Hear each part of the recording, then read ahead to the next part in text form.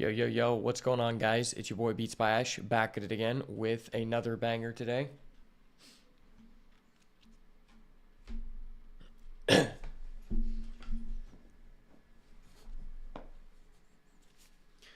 Today, you're going to be playing some rated duels on Master Duel in preparation for the new ban list and the new secret pack, which is surely to be a banger. It's looking like we're guaranteed to get Fiendsmith and maybe some other stuff. Last year, the pack gave us Sprite, and the year before that, it was also a banger. Basically, the February pack is always the best pack in Master Duel every year. And although I haven't been playing every February, I'm ready for this one.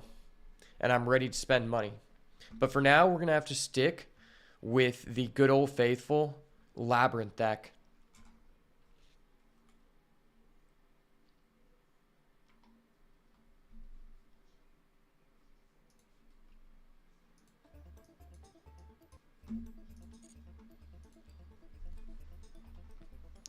All right, so this is the deck that we've been playing the most recently, and this deck is one that I have had a lot more fun with than any other trap deck I have played in a very long time. Now let's get into the deck breakdown here.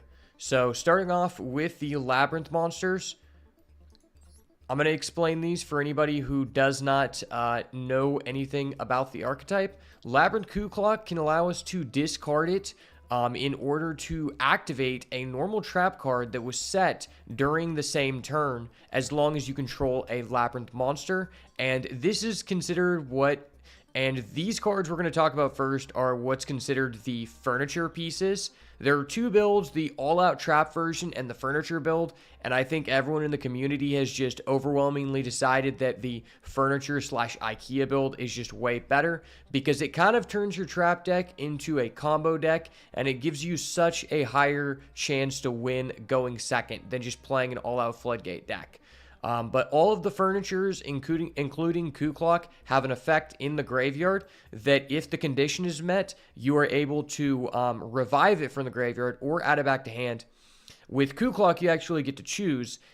And his condition is that if a card is sent from hand to grave to activate a Labrynth effect or a normal trap card, you can then special summon this back to field or add it to hand. And that is actually very important for the combos, as we will get into those in a moment, because in order to use his first effect to activate the trap card the turn that it was set, you must control a Labrynth monster. So if you were able to activate this effect, then special summon itself back from the graveyard from its own effect, there is your Labrynth monster, allowing you to activate one of our two Labrynth trap cards. Very pivotal to comboing, and very often going to be what you're searching on turn one if you are able to do the ideal end board setup.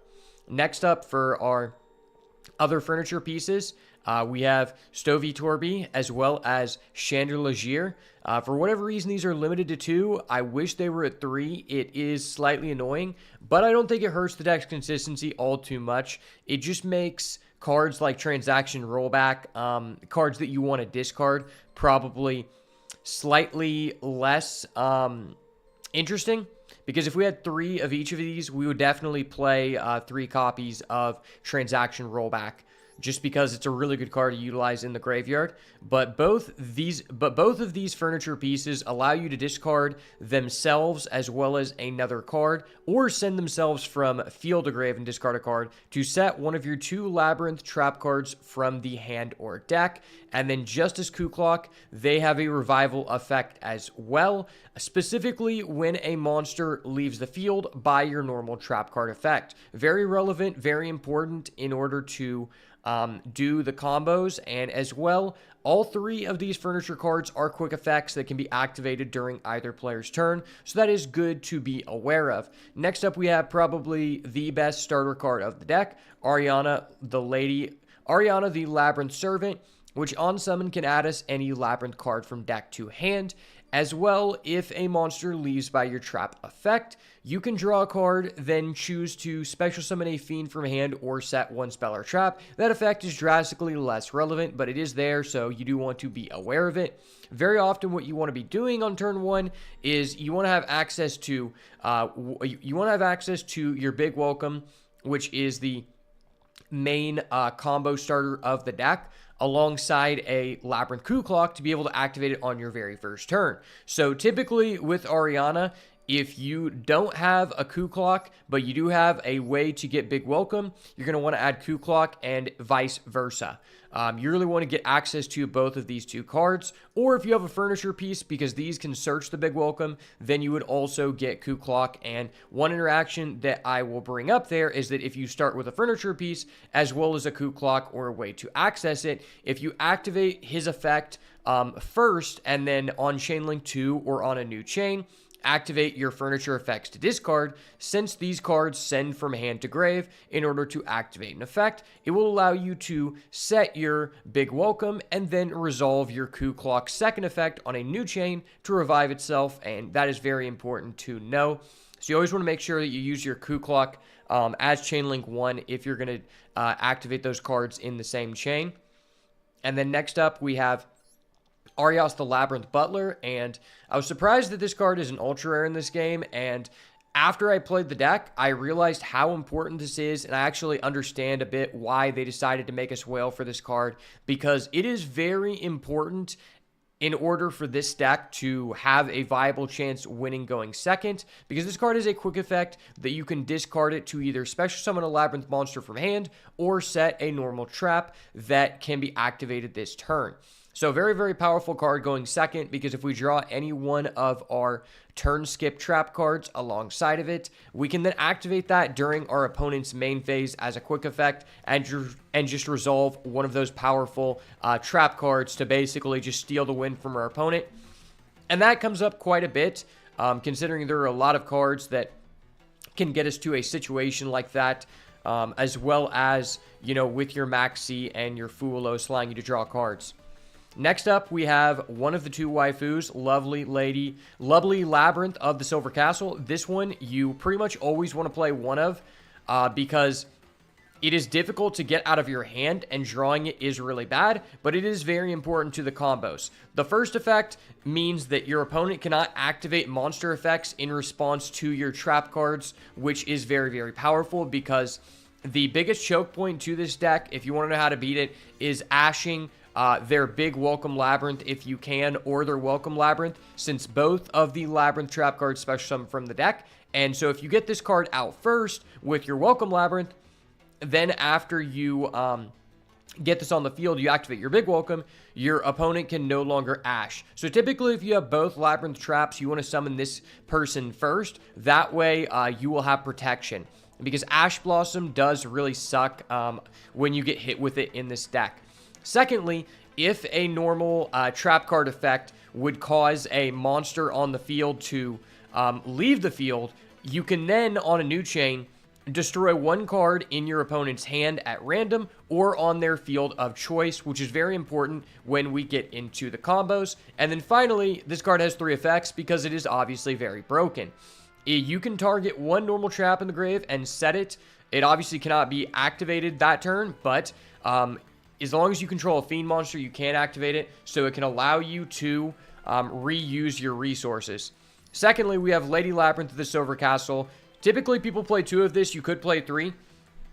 And the reason this card is a lot better is because it has a quick effect to special summon itself from hand if you have activated a Labrynth card or a normal trap this turn. And while it is on the field, it cannot be destroyed by card effects or be targeted if you control a set card. And then if a Labrynth card, if a normal trap card is activated, you can, when a normal trap card is activated, you can set a normal trap from the deck that is of a different name. And the when there is very important, because in Yu-Gi-Oh, the term when means that this card has to activate directly into response in order to have a legal activation. Meaning, if you have this card face up and you activate one of your Labrynth trap cards to special summon from the deck, and your opponent responds with an Ash Blossom, you no longer can activate this effect because you must directly respond. So you just want to think about that when utilizing this card. Try to set it up in a position where your opponent does not have a quick effect in order to interrupt you, because this effect is very, very powerful. especially in conjunction with something such as a coup clock that you have added back to your hand. That way we can activate the card that we just set on the field on that very same turn. As well, I did just want to point out that the effect to special summon itself from hand can be activated immediately in the same chain that the Labrynth card or normal trap card was activated as soon as you reveal it. So if you go chain link 1, big welcome, and your opponent doesn't respond, you can then chain link to special summon this card from your hand because it was technically activated, even though it has not resolved. That is very important to note because if your opponent responds to one of your Labrynth trap cards with a max C, you can then chain this card and summon it before the max C resolves. Now, onto our Labrynth trap cards. Typically, you pretty much always play 2 Welcome Labrynth. I've seen some people play 3. I think that's just strictly bad. It is the strictly worst one, and that's why we only play 2. And this one is strictly worse than Big Welcome because it allows you to special summon a Labrynth monster directly from the deck, but not anywhere else, whereas Big Welcome can summon from hand or graveyard as well. And that is very important because, like I said, if you draw the one lovely Labrynth and you only have a welcome, you cannot summon it. And that is very, very crucial and can very often cause you to lose the game if you just can't summon it from hand. So that's why this one is nowhere near as good. But it does have a second effect that if a monster leaves the field by a trap effect while it is in the grave, except the turn it was sent there, you can then reset it. So it does have recursive value. And that is very nice because if you have a big welcome and a welcome, which you very often will with your lovely on field, that means you're going to be able to safely use your lovely to reset the big welcome because you know that Welcome Labrynth will be able to reset itself on the field by its own effect, so you don't have to waste your lovely Labrynth effect there. And then finally, we have the main combo starter of the deck, Big Welcome Labrynth. This card allows you to summon any Labrynth from pretty much anywhere except banished, and then you have to return a monster you control to the hand. And this is very important because all of the cards that we have just mentioned have effects that activate when a monster leaves the field by a trap effect, and this does just that.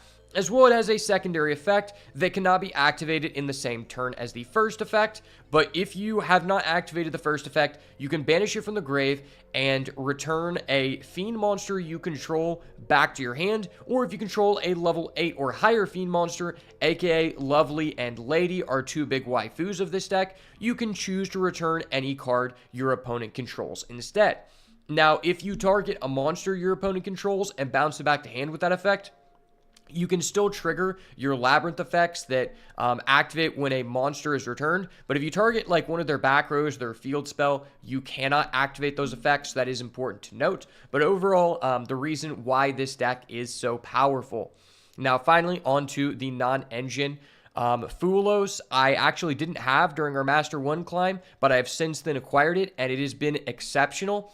Obviously, Max C is a mainstay staple, and on this new ban list, we're about to have Max C semi-limited to 2, and after that, and if you were watching after that ban list has been put into effect, I would recommend replacing the third Max C for a third Fulos, just because these cards are more impactful in our deck than most, because we don't really care about these for, you know, causing our opponent to pass their turn, or just generating massive amounts of card advantage. We care about these because they will hopefully cause our opponent to use their Ash Blossom on them, which means that they no longer have an Ash Blossom to use when we activate our Labrynth trap cards, which very well can be ashed. So that's why I think that Fulos is very, very strong in this deck. It's actually quite a bit better if your opponent ashes your Fulos than it actually resolving most of the time, just because you know that they hopefully don't have another Ash in their hand, so you know that your Labrynth trap cards are going to resolve. And I think this deck is in a really good position right now because it's not hurt very much by the opponent using Max C or Fulos, and I think that is a big advantage to it. As well as there are ways that you can, you know, chain your effects to summon your monsters in in response to the activation of their Maxi or Fulos, just causing them to get negative value. And the whole purpose of the turn 1 combos is to use Lovely to discard a card from your opponent's hand. So if you cause them to waste a Fulos or a Maxi and it didn't generate them any card advantage, and you resolve a discard from your opponent's hand, they're going to be in a very, very bad position. And then finally, we have our staple trap cards that are non-Labrynth cards. So we have 3 copies of Dimensional Barrier. I think that this is one of the best high-impact trap cards. Really, with all of these, you want to be choosing, in my opinion, the trap cards that are going to have the highest impact if they are drawn alone. And I think Dimensional Barrier is the essence of that currently, because this card can allow us to completely skip the turn of a dirty Tenpai Abuser, as well as a Branded Andy and a Centurion Bitch Boy. Centurion players are bitch boys. You know the drill. This card is broken. This is the card that originally caused me to quit Yu-Gi-Oh! Back in 2016, because if you didn't have this, you were SOL, and it was reaching up to $200 a copy. So obviously that is a mainstay in the deck. Cannot recommend it enough. I've seen people play less copies, but I think 3 is very, very integral to the deck. Just because if you resolve a trap trick, which is a mainstay in the Labrynth deck for some time now, then you're only going to have 1 copy left. So if you're only playing 2, you're not going to have a 3rd copy to be able to set directly from the deck with your Lady Labrynth of the Silver Castle. And that actually is very, very important when you're in the grind game versus something like Tenpai, because sometimes even if you skip their turn, if they leave their Tenpai monsters on board or they have the quick play spell, you're not going to be able to enter battle phase to clear their monsters on your turn unless you have an additional D barrier. So I think the 3rd is very, very important. And that rule can be said about pretty much all the high impact turn skip trap cards that we want to play in our deck. That is the reason we want to play 3. Obviously, Infinite Impermanence, I could have classified this as a hand trap, but I think more often than not, this card is more so just the safest medium impact trap card that could be activated at any time, because very often your opponent could have an effect that wipes out your entire back row, and Infinite Impermanence you can activate in most situations, where even though it may not have an impact on the game state, it can allow you to activate your Lady Labrynth's effect to set another trap card from your deck at just about most times that you would like to resolve this effect. And then next up, we have 3 copies of Trap Trick. This is 3 copies of any trap card in your deck. And very, very important to why this deck has a strong chance to win going second. Because if you have it in conjunction to Arias the Labrynth Butler to just set it during your opponent's first turn in the main phase, it can essentially get you whatever turn skip trap card is going to turn 0 kill them. And that is very, very impactful. Obviously, you cannot activate another trap card for the rest of the turn, except the one you activate immediately after this. So just be wary of that lingering effect. And then next up, we have Destructive Daruma Karma Cannon. I would say that if you are in a blind situation where you don't know what the other person's playing and you need to set a trap card off of your Lady Labrynth, this is the safest one, because generally speaking, it's going to at least have some impact. Now, if you know what your opponent's going to be playing, if you know that they're on Tenpai, you know that they made you go first, then you may want to set like a D barrier. But in general, if you're new to the deck and you don't know what the other person's on, Daruma Karma Cannon should at least do something. In fact, it actually has a very strong interaction versus Tenpai, which is one of the reasons we maximize on it, being that if your opponent controls the Tenpai field spell that makes all Dragon Fire monsters unaffected by activated effects during main phase 1, because their monsters cannot be flipped face down since they are unaffected by effects, they will then instead be sent to the graveyard, because this effect that says if either player controls face-up monsters that cannot be flipped face down, they must send them to the graveyard. That portion of the card affects the player, not the actual cards themselves. So it bypasses that game mechanic. I'm not going to go too in-depth on it, but just understand that is a very important interaction that will come up if you plan on playing the deck.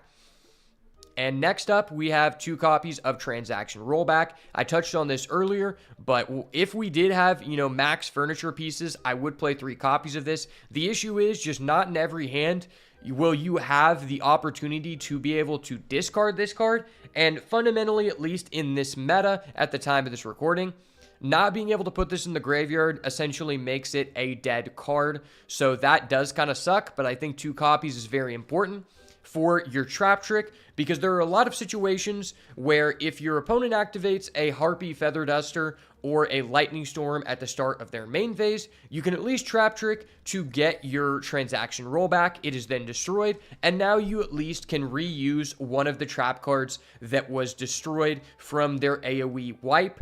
And it's very difficult for them to interact with at that point, because there's not many cards that just allow you to target a card in your opponent's graveyard that is not a monster. So overall, this is one of the reasons why this deck is even still viable. And it is very, very important to know when to utilize this. So I'm not going to go too in depth on it, because a lot of the interactions that are very cool with this are things that you really just have to figure out on your own. So if you have found a really cool interaction with Transaction Rollback, let me know down below in the comments. And then lastly, on that note, it is very, very important to note that if you open a Transaction Rollback and like an Ariana, instead of adding a big welcome, you would want to add a furniture piece, because then you would be able to still get to your big welcome, but you would also be putting the transaction rollback into the graveyard. And finally, we have 2 copies of Simultaneous Equation Cannon. This is one of the most powerful trap cards on Master Duel specifically, and I bring that up because this is a very complicated card that I'm going to try to explain as simple as possible. But the reason it's better on Master Duel is because there is a tool that I will link in the description of this video that essentially allows you to enter the values for this card, and it'll tell you when it is legally activatable for you to get the full effect.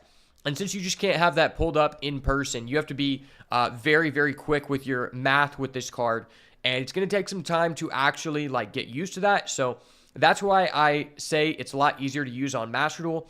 But what this does is you banish a fusion and 2 XYZs that have the same rank, and those 3 cards have to add up their total ranks and the fusion monster's level to equal the total sum of cards on both players' fields and hands. Then, after you choose those cards, you can return one of the XYZs, they're the same rank, so it doesn't matter, and the fusion monster. And if the rank of that XYZ and the level of that fusion monster add up to be the level of a monster your opponent controls, you can then banish all cards they control. That's why it is that's why it is so much more user-friendly if you are pulling up the tool in a secondary tab while you are playing.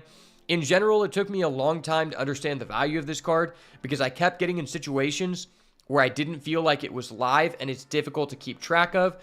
Because, for example, one of the things that actually makes it more difficult on Master Duel is if you activate this card and your opponent chains a max C, then they've changed the total number of cards in hand, which may no longer make you able to resolve the effect to banish all cards they control. So it is very important to note, if they remove one card from the field, will I still have the targets required in my extra deck to resolve this? And just try to play around with that. And that's why the tool is very, very helpful, because it actually shows you what the requirements would be if one less card was on the field, or one more card. So you can kind of play around with that. And a lot of the Labrynth cards have a quick effects, so if your opponent does do some shenanigans to add another card to the field in response to this, then maybe you can respond with your Labrynth card to remove one of your cards by discarding a furniture piece, because you're going -1 on that exchange. So really, really fun card, but also very frustrating. And that's why I do not run 3, because also I don't think you're ever going to resolve 2 of these. After you resolve the first one, if you legally resolve it and you did it at the correct time, you probably just ran the other person over, and it is really, really satisfying when you're able to do that, especially on turn 0 if you have the Arias plus the Simultaneous Equation in your hand. But that's it for the main deck and the Equation Cannon. One thing for me is that, like, I've kind of just memorized certain levels. To give an example of this card is that, like, if the total number of cards is 7, then I know that if they have a level 4 monster, I'm going to be able to activate it, because I need 2 rank 3s and a level 1 fusion, because that adds up to 4. So if you're playing in person or you just don't want to use that tool, try to focus on learning the most relevant levels, which in my opinion are 4, 7, and 8. Maybe also 6, because Bestials are 6, but those are the ones that have been most common for me.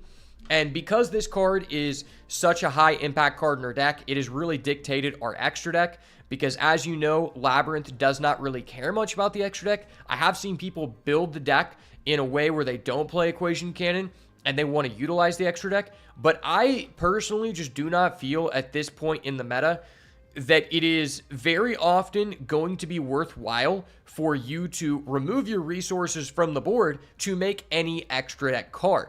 If you are going to play extra deck cards, I think the most impactful ones are Chaos Angel, Typhon, and lastly, Muckraker. Muckraker did come up for me like 2 times, just because it is a link monster that can allow you to discard a card and revive any fiend monster from your grave. And secondly, if a fiend monster would be destroyed, you contribute a different fiend monster and protect it. And that effect actually came up for me because sometimes if your opponent has a 3,000 attack point monster, you can go into the Muckraker, and your Lady Labrynth has 3,000, which is our biggest monster, and you can just tribute the Muckraker to protect your guy in battle and keep your game piece. But overall, I just didn't feel like that was coming up for me that often, to the point where I decided to just dedicate more slots in my extra deck to make sure that my Equation Cannon was going to be live in all of the situations that I felt it was needed. And for that reason, I ended up cutting the Muckraker as well as the Typhon in order to play 2 rank 6 XYZs, because the thing about Equation Cannon is that it's going to be least applicable to activate when the surplus of cards gets to a high number, because that's where you're not going to have the correct materials in your extra deck in general to actually activate it. And so just by adding the rank 6s and removing those 2 other extra deck cards I mentioned, I have been able to activate this card in a more wide array of situations, which has been highly beneficial to me.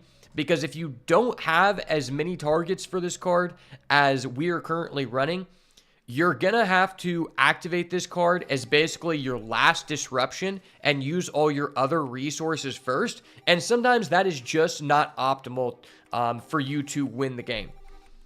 But in general, everyone agrees that you should play up to rank 5 and up to level 5. So if you wanted to add in a couple extra deck cards, you would basically just cut these 2 rank 6s, but I just don't agree with that. I was running a level 7 fusion monster, but I found that to actually be extremely niche, and something that I eventually realized just was not important to the deck. So I have since removed the level 7 fusion to play a Chaos Angel, because I think it's the one that is most relevant in the way that it can allow you to remove a problematic floodgate, or it could just give you a monster that's higher than 3,000 to beat over one of their walls, which has come up a few times. But overall, that is going to be the deck. Let me know what you guys know.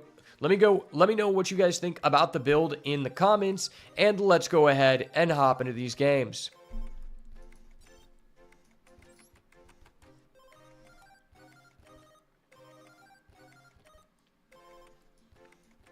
Never Ash Big Welcome. That's facts.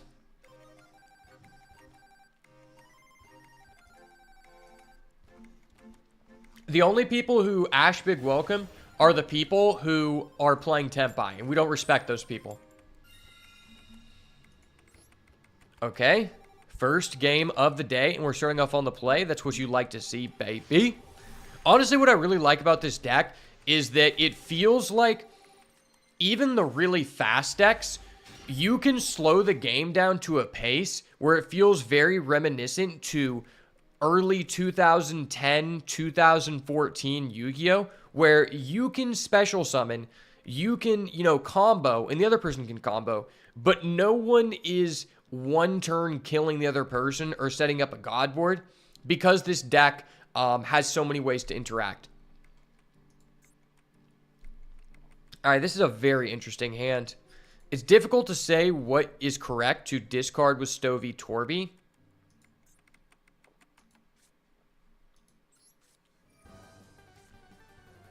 But 100% we're always going to activate it here.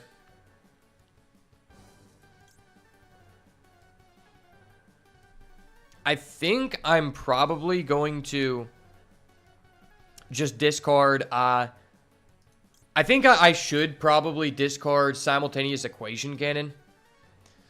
But that means that we will only have one in the deck, which means we cannot Trap Trick for it. So it's kind of a toss-up between these two, but I think I'm just going to risk it and discard the Equation Cannon. It could be correct to actually discard the Daruma, because Trap Trick could get either. Or a Trap Trick could get another Daruma, or it could get a D-Barrier. But in this situation, I could also just get a second Daruma, because it's not once per turn. Regardless, it's always correct to keep the Lady in hand, because we want to control a monster. So in case during our opponent's draw phase, if our Big Welcome resolves and does not get ashed, we will have a monster on the field to return to trigger our Lovely to destroy a card in our opponent's hand. And some people will say you shouldn't just shotgun it during the draw phase. I think this is a situation where we actually do want to shotgun it.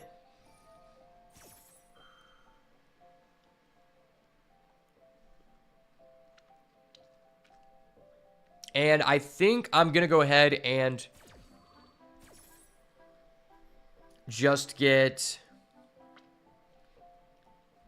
I could get a transaction rollback in case they have a Feather Duster.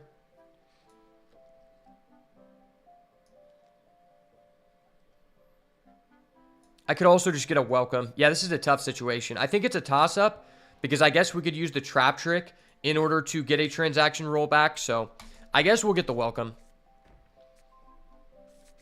I probably should have held off on that effect until we activated a different trap card to reset a Big Welcome.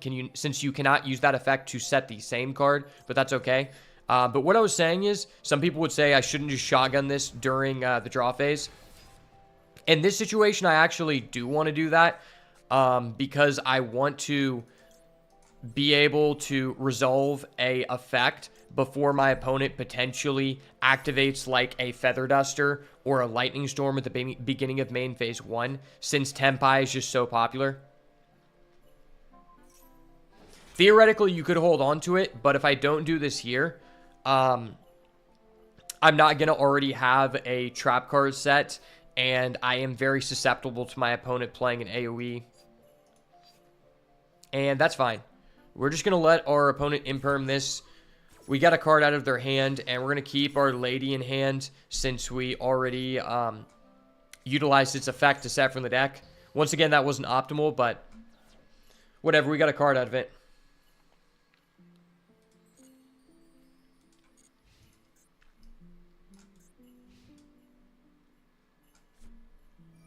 Opponent starting off with a Pot of Extravagance. That means they could very well also be on Labrynth, or they could be on something like Kashtira. Or True Draco, even. But most likely a slower deck. I think I'm just going to let that resolve.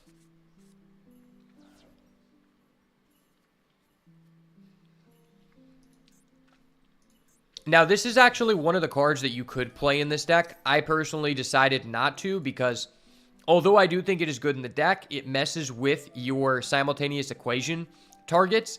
And I feel like that is such a high-impact card that I don't want to do that. As well, it also is theoretically useless on your opponent's first turn if you have to go second. And I want to build my deck in a way to where I have a higher chance of winning going second, because I feel like the deck is already so well positioned going first. Okay, so he is on Fluandereeze. We hate Fluandereeze in the channel. You hate to see it. I could Daruma.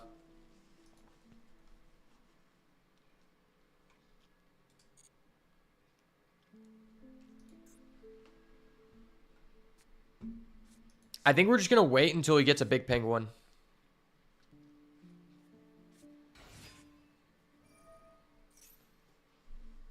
If he gets a big penguin, I guess I could go get another Daruma if he plays through this one.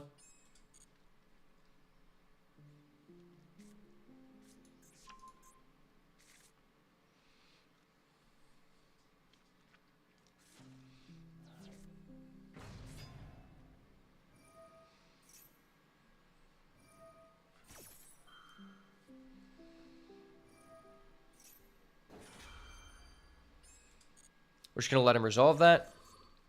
Turn the toggle on so that we can Daruma, depending on what he does here.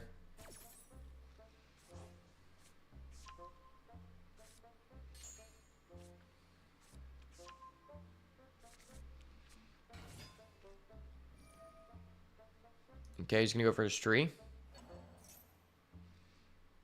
He's going to attempt to banish my big welcome. Okay, that's fine, I guess.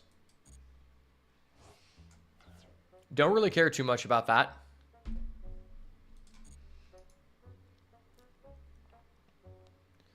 Into the main phase. Okay, during the battle phase. Let's go ahead and activate our Daruma here. Daruma.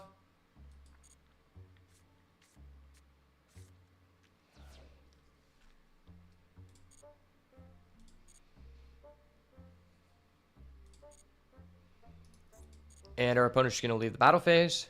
He's got 2 face down big Chungus. Before our opponent ends their turn, we're going to go ahead and summon out our lady here. Everyone loves a lady this time of year. The question is, should I use this trap trick now just to get a resource from the deck? That probably is somewhat valuable. Just to get like a big welcome to start the turn. I would then only have 1 big welcome to play with, but that's not terrible because I could reset it off this lovely.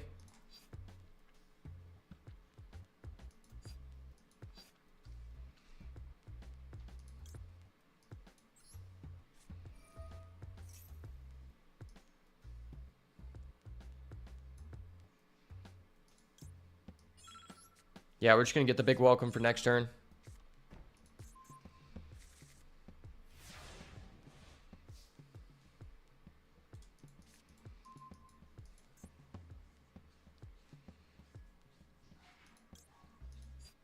Drawn to a Chandelagere. That's not really good. I could make a Chaos Angel, which isn't terrible. I think I do.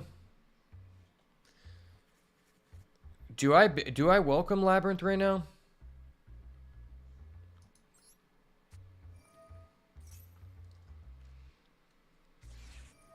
He's going to Ash my welcome. Okay, so he's not saving the Ash for the big welcome. Very interesting.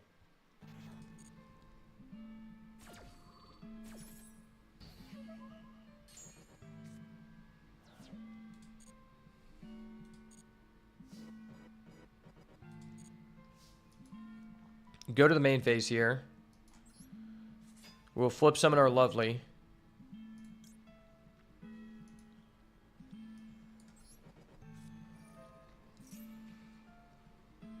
Activating the big welcome. Does not respond because he cannot respond. I will then chain my lady. Because I no longer control set card, he's going to imperm... Oh, he's imperming that. Okay. Okay, so it didn't even matter.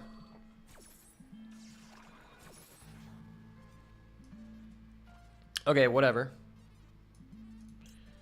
Yeah, let's just set... I think I'm going to set an equation cannon, actually.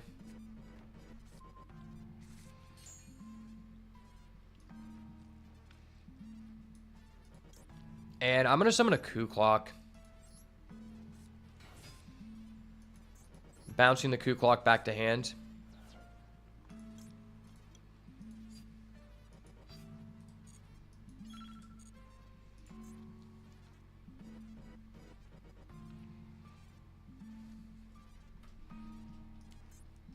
Now, let's go ahead and activate Coup Clock.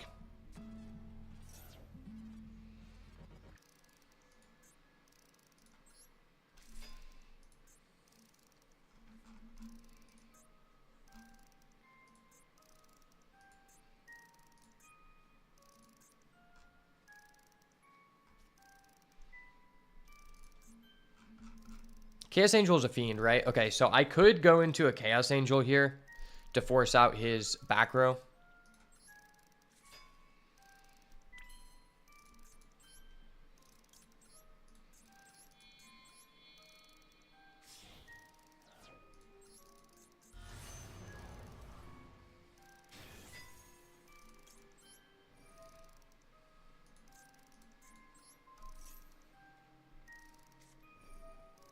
Okay, he's going to chain it. Sure.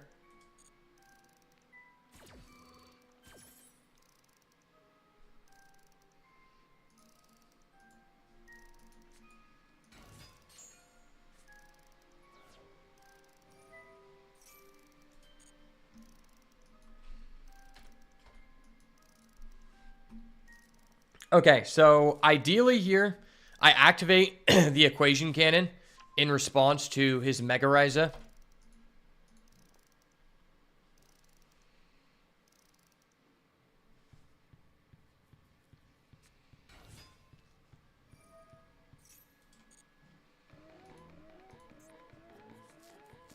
Not sure how well this is going to work out, but we'll see. I hate this deck so much.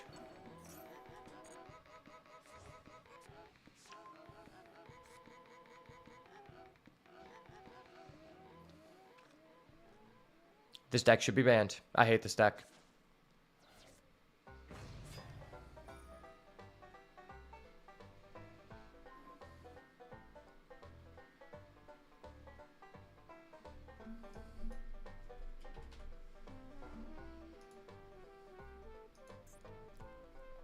Okay, how are you responding?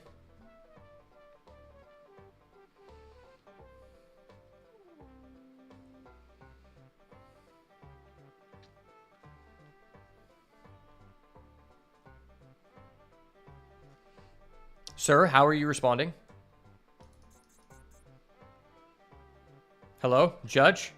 Judge? Hold up. Wait a minute. Something ain't right. Bro, you're playing Fluandereeze. This deck literally plays itself. It literally asks you, do you want to add one specific card? And the answer is yes.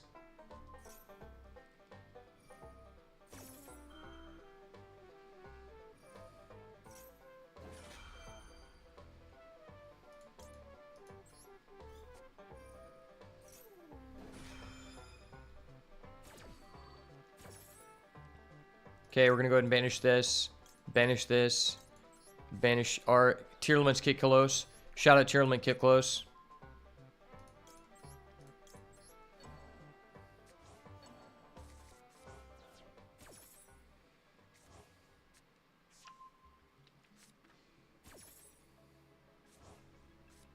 Honestly, I wonder if I just didn't make Chaos Angel and instead just went to the battle phase. Would we have won?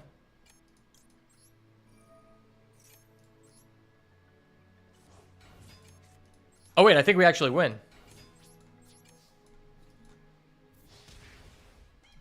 Is this lethal? Is this a Chad lethal line? Exact lethal. Let's go, baby. I fucking knew it. Oh. Yes, sir, ski baby. 5 seconds on the clock is all the boat needs. Let's go.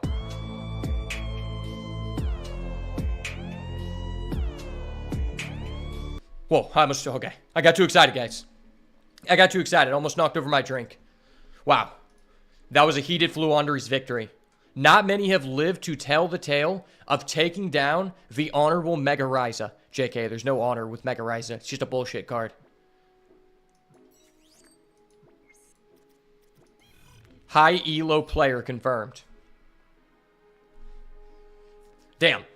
That was actually crazy. If we didn't specifically draw Shangela's Year, we wouldn't have game. That was actually insane. Well, that just goes to show, ladies and gentlemen, the power of simultaneous Equation Cannon. Do your math and get paid for it in dividends.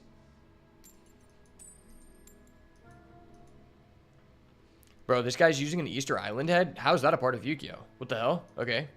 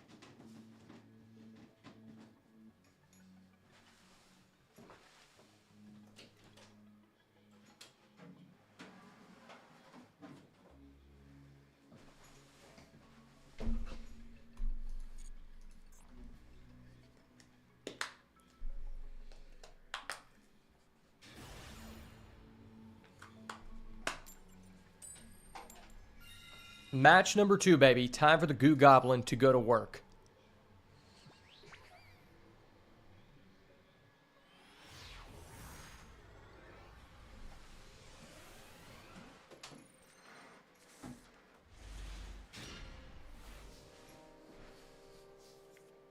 All right, and our hand is very sus.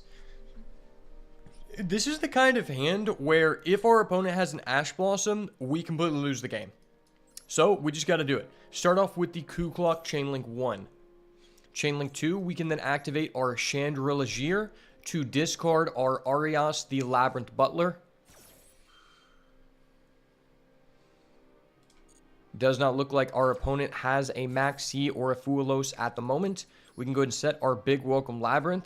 On a new chain, we are now able to activate the effect of our Ku Klok, giving us a Labrynth monster on the field if our opponent does not pull some bullshit out of their ass. Yes, I would like to special summon the Ku Klok. Can't stop the clock, baby. The clock shall not be stopped. Activate my Big Welcome Labrynth. Okay, he's a Fuelos. It's not an Ash. It's not an Ash. This is good. I'm fine with that. It is not an Ash. And it will allow us to activate our Arias, the Labrynth Butler from the grave, which is very, very nice. Go ahead and summon over that bad Mamachama. We will now summon our lovely Labrynth of the Silver Castle in attack mode. Go. Big waifu time, baby. Returning the Ku Klok back to hand for more recycling. On a new chain, we can then activate our lovely to discard a card from their hand. We can activate Chandrila to add this card back to our hand and continue with this cycle. Does not look like our opponent has a response, which is very, very important because an Effect Veiler here would completely blow us out of the game since we are very contingent on being able to utilize our lovely here to set another copy of Big Welcome from the graveyard. So this is actually very important information. We saw that our opponent discarded a Tri-Brigade McCourier, which means they are a branded Andy. And I don't know about you guys, but I feel compelled to destroy a branded Andy today. Live on Beats by Ash's channel. Branded is actually becoming an even better deck. It is currently one of the top 2 decks in the game. And after this ban list, it is going to become even better.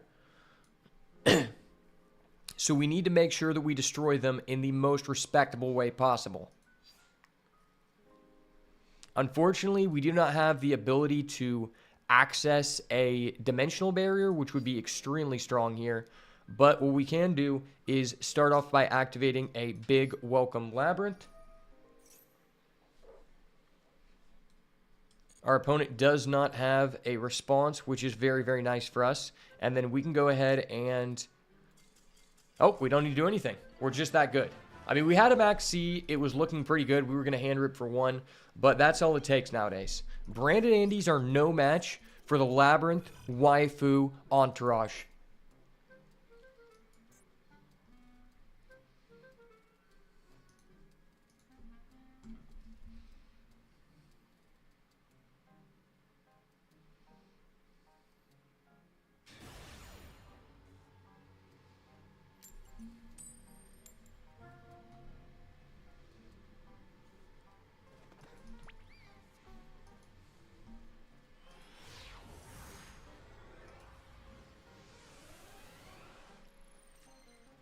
All right, starting off on the draw this time, and our hand is very, very suspect.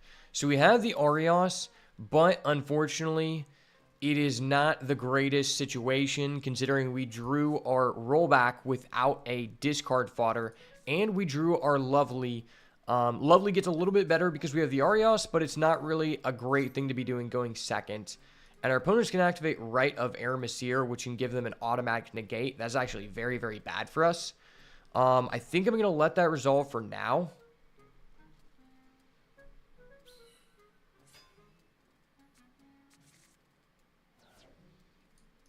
And he's going to go get the Fateful Adventure. What is most likely to be using Adventure right now? Maybe Sprite? As soon as I allow him to resolve the Fateful Adventure, he'll be able to add the Griffin Rider, which is very, very disgusting.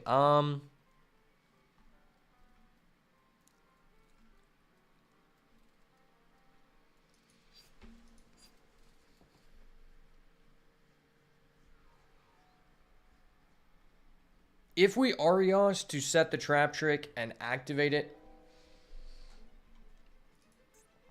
then he would... yeah, okay, I think I'm just going to do this. We're going to shotgun it. Shotgun, we're going to risk it for the biscuit, baby. Risking it for the entire biscuit, we're going to go ahead and set a copy of Trap Trick onto the field, face down. And then our opponent will most likely activate their Rite of Hermes. Oh! Oh!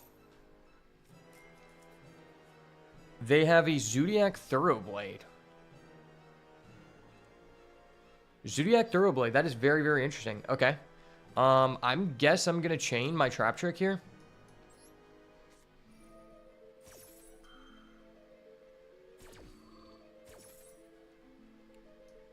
Which will allow us to go ahead and get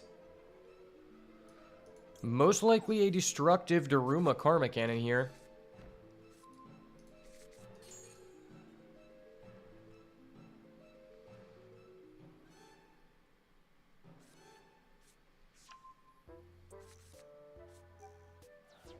On a new chain, we're just going to go ahead and Daruma. They've already used up their normal summon. That's going to remove their token, which means they will be unable to summon the Griffin Rider. It's not like our hand is good, but it does set us up to actually be able to play through our opponent's board, potentially. If we draw into a starter card on our turn, Ariana would be great. Furniture Piece would be great. And that's pretty much what we're looking for. Sometimes you just have to take a risk because these decks can just set up a god board that you're not going to be able to play through with a below average hand. Oh, and he actually drew the Water Enchantress. Okay. Interesting that he's playing a Zodiac package and a Horus package. I don't think that's very good, to be honest. Like, Horus is mainly good if you have things to do in the graveyard, and I guess you could say Water Enchantress is something to do, but personally, that's not, like, the end-all, be-all for me. That's not going to make me want to do that. He's going to go ahead and banish the Water Enchantress, add a Rite of Aramesir. Maybe he's just doing that to make his potential mills better if he goes for a zombie vampire. Oh, yeah, he's just deck thinning. Okay.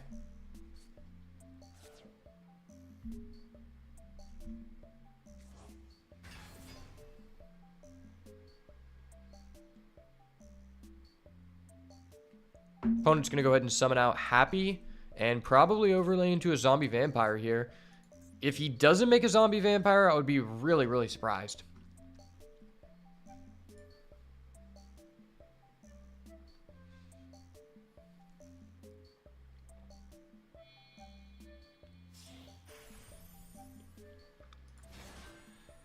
And he doesn't. He goes ahead and makes a number 90 Galaxy Eyes Photon Lord, which I believe is just a monster negate. It's just a monster negate. That's not even really that good.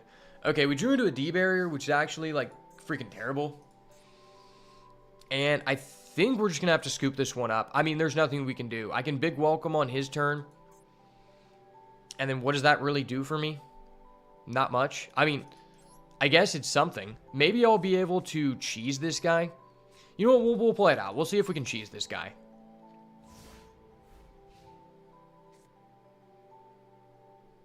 Okay, during his draw phase, I'm going to go ahead and activate the big welcome. And he has Nash. Okay, I'm out. I'm out on this one, Chief. Well played, sir. Yeah, what I was hoping for there is that if our big welcome resolved, we could go get a furniture piece, return it back to our hand, quick effect, discard the transaction rollback, and that means at least we would have a destructive Daruma Karma Cannon as a quick effect there, which would not be terrible. I guess there's a chance we could simultaneous equation cannon him, but he was going to get to a Griffin Rider there, which is a hard negate, so it didn't really matter. Man, I wish in these high-rated duels you could just see the other person's deck for context, because I didn't really even understand what the guy was doing.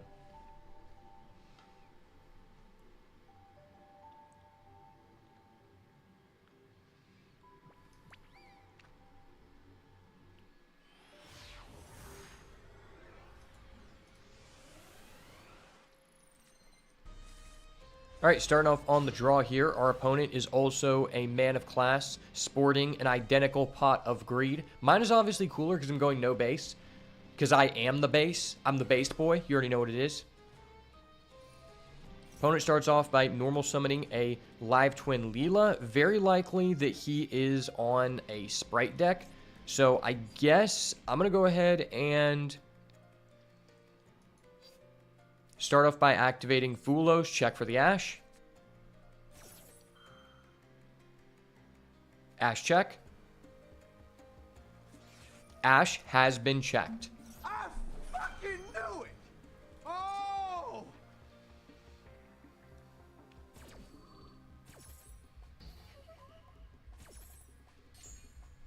Now we're going to sit here while our opponent full combos on us. Now, presumably, I think it's probably just never worth it to activate our Stovey Torby at this point, because our opponent will just be able to pop it. Okay, he's playing a full-on Live Twin engine. Is it possible that he's playing Live Twin with Artifact Scythe? Nah, there's no way. He's obviously playing Sprite. And he has been confirmed a Sprite enjoyer. Gotta hate to see it. Hey, at least he's on 40 cards. Not a 60-card Sprite enjoyer. 60-card and Sprite enjoyers are indeed based and actually very, very absurd. In fact, there's one guy who just plays every single Master Duel weekly tournament with the same 60-card Sprite list, and somehow he actually just tops every time. I'm not going to give the guy any credit because no free promos on the channel, but I did want to anonymously shout him out. So going to Sprite Blue into a Sprite Jet. Sprite Jet either get the Smashers or the emergency teleport here. And he's going to go for the emergency teleport. If this guy ends on a god board, we may end up quitting out here. But we just got to see what he's going to do. I will say Sprite is a very enjoyable deck.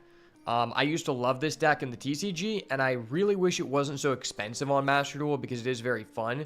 The only issue is I think it plays very hard into Fuelos, so if you don't draw Ash, it feels really bad, and considering I think that it is probably one of the decks where I feel like going over 40 cards is optimal currently, I don't think that you can really afford to play this deck in the meta. It's just very risky in a format where everyone's playing 3 Fuelos, 3 Max C. But to each their own, they will go against the one trap card Timmy, such as myself, every once in a while, where they actually get to resolve this nonsense.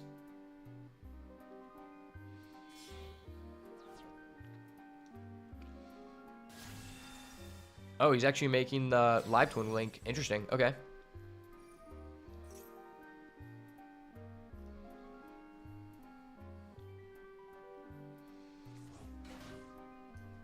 Summons back the Leela. Link off both of those.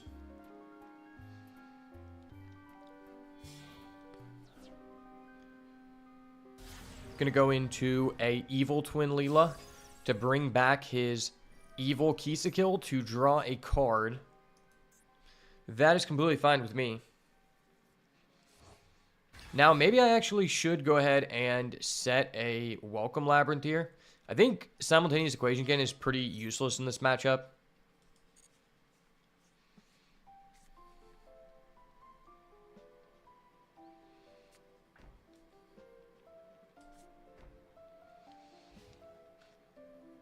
And he's going to go ahead and set 2 back row. Yeah, I'm going to go ahead and activate this Stovey Torby because Equation Cannon does nothing here since his deck is entirely links. Now, what would be very, very strong here is if we were able to set up a Daruma Karma Cannon. Considering his deck is almost all links, that would be disgusting. And we top deck into the one hard brick of the deck, lovely Labrynth of the Silver Castle. Now, I won't say this is like a hard brick because you can like summon it. But in general, it is just the only card in the deck that you would hope you do not draw. That is also why I don't run the field spell, because it just gives you another card you don't want to draw. And in 40-card decks, I am really only willing to play one of those. Okay, so I could welcome Labrynth here.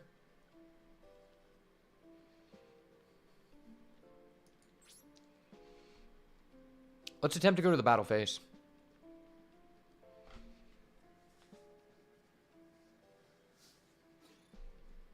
let's just go to the battle phase. Interesting. Does he have a second Ash?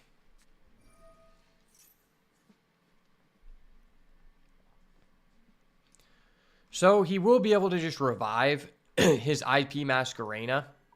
So I basically should just have to attack over his Sprite Elf here.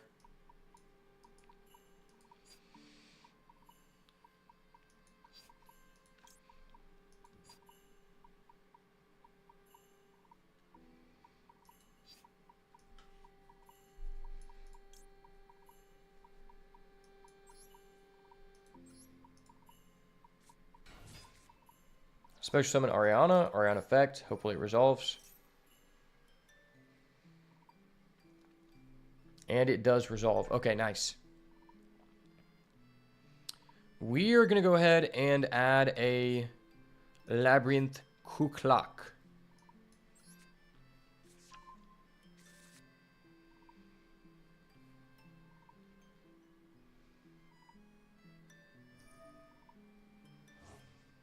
He's going to be able to banish that from the graveyard to draw a card. And I'm going to go and activate the Kuklak right now. This way, if we go into main phase 2, I will have priority to activate my Trap Trick.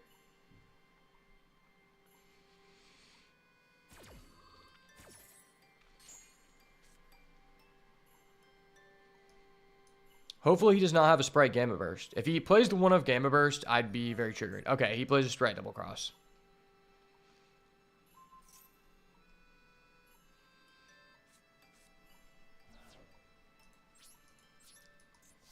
Alright, gonna go into main phase 2. Set 2 back row and await our demise because we are cooked. Oh, we didn't do anything in the end phase? Oh my god. Wait, what? Do we have a shot here?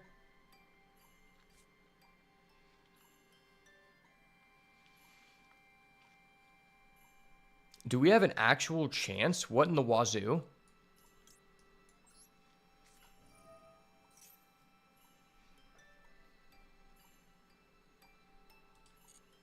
Go ahead and activate the Trap Trick here. Go ahead and get a Destructive Daruma Karma Cannon.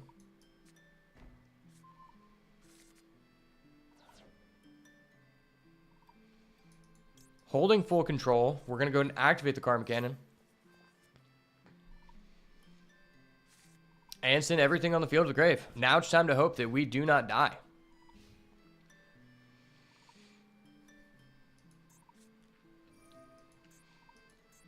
And our opponent main decks a Monster Reborn. That is very, very cheeky. Wow, okay.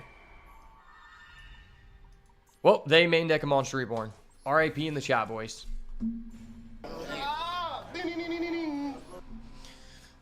It'd be interesting to see if they didn't have the Monster Reborn, if they would be able to kill us. But, I mean, that is just basically certain death.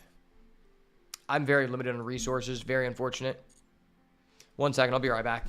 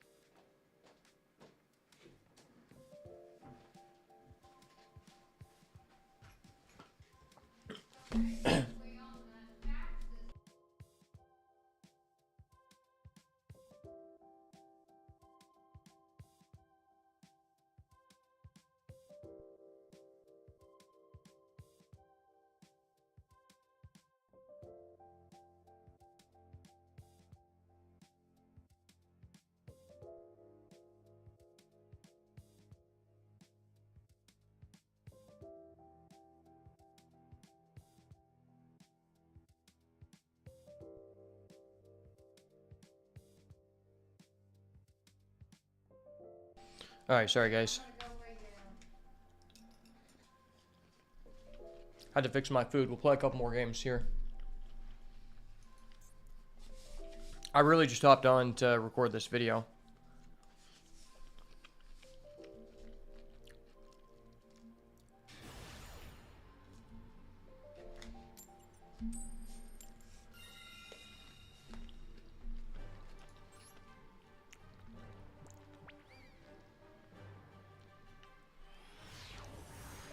I don't understand some of these mates.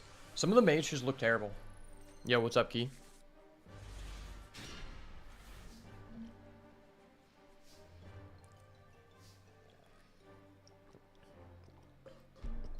I'm eating some deer sausage and some corn and some fries. Very balanced diet, you know? All right, starting off on the play here. Not the best hand, but we can definitely make this one work. So I guess I have to start off with Arias. Looks like he has a toggle. That's not very cool. When your opponent has a toggle, you know that they're not a very cool person.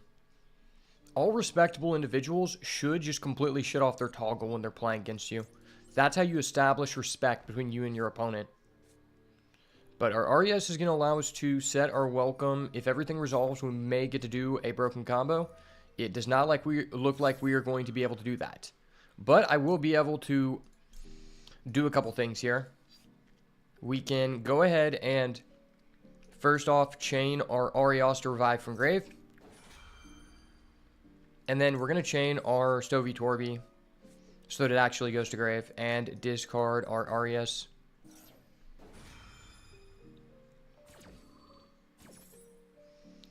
It's going to allow us to set a big welcome.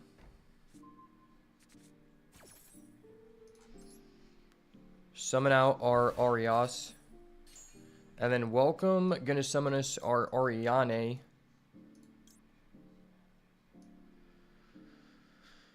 How does this work?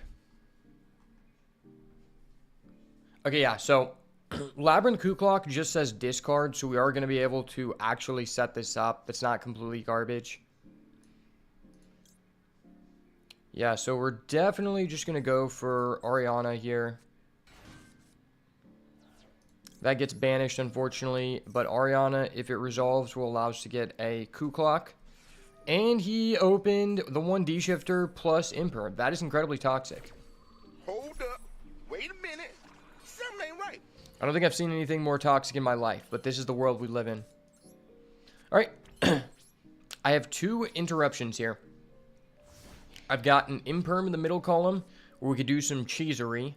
And then I have the big welcome to summon the Lovely from the deck. And he's going to give it to us. Thank the Lord. Thank you, Jesus Christ, our Lord and Savior, because that was not looking good for us. I think that's the first time on stream someone has opened the 1D shifter against us, and it did not feel good. But those elo gains felt amazing, boys.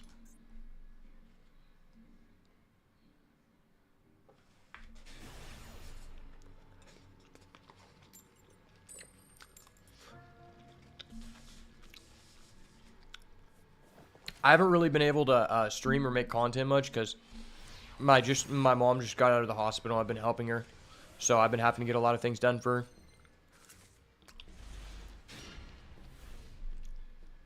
If you didn't see my community post the other day, I had to call the ambulance because my mom was in severe pain after her surgery. So that's why I have been away.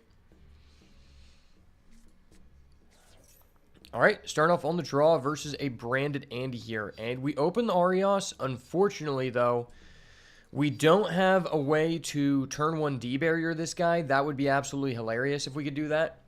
Unfortunately, we cannot. Okay. Is there any reason that we would want to, like, Arios to big welcome? Probably not. Like, that just doesn't really do anything for us, I guess.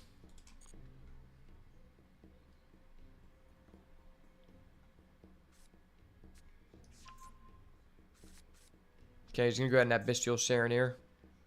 My mom is doing okay. She's in less pain than she was before.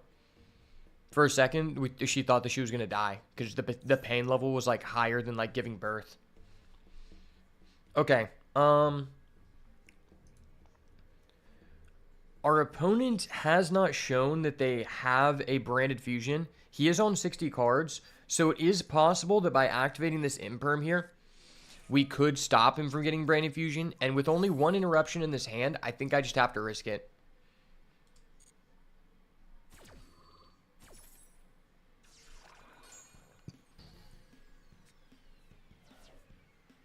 If he is the true branded Andy, he will have hard drawn the branded fusion. Is he that guy? Is he Himothy? That is the question we must ask.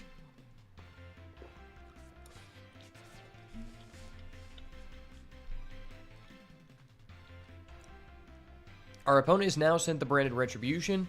Do they have a way to send the branded fusion to graveyard?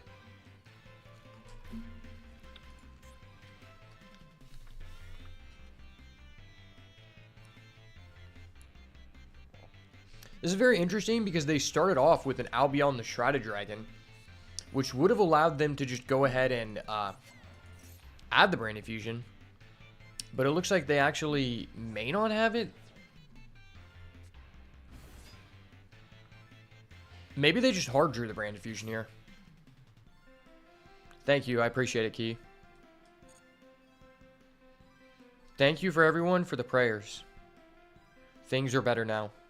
My mom is still in pain, but less pain than before. Also, it was just kind of infuriating that she had to stay at the hospital for 2 days, and they basically found out no information. So I kind of just wasted all that money. But it's okay. I'll find a way to pay for it. Did our opponent just hard open the branded fusion? If our opponent just hard drew it, it's actually going to be extremely rough here.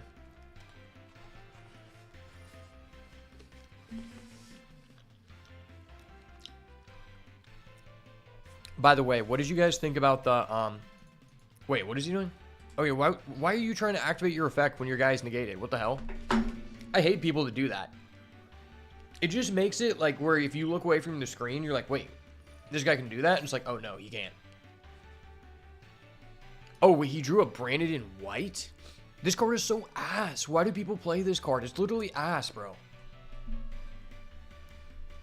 It's literally a cheeks ass card. I don't know why people play that card.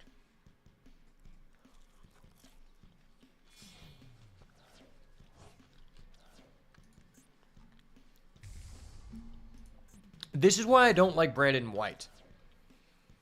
Brandon White is only good in two situations. Number one, if you draw the one of grass looks greener. Or number two, if you are already just in a winning game state and it's just a win more card. I think it is just a complete brick, and I would prefer not to play it. Because the entire reason that you're going to 60 cards is because you want to lower the amount of bricks in the deck. And I just think that is strictly incorrect in my opinion. Also, I don't think you should be playing Fulos. There's really no reason for you to be playing that because the deck doesn't have enough space for that much non-engine to where you're going to be able to see more than one non-engine per hand. So you really should just be maximizing it all gas. Like, I'm not going to say it's like terrible, but I will say it's incorrect.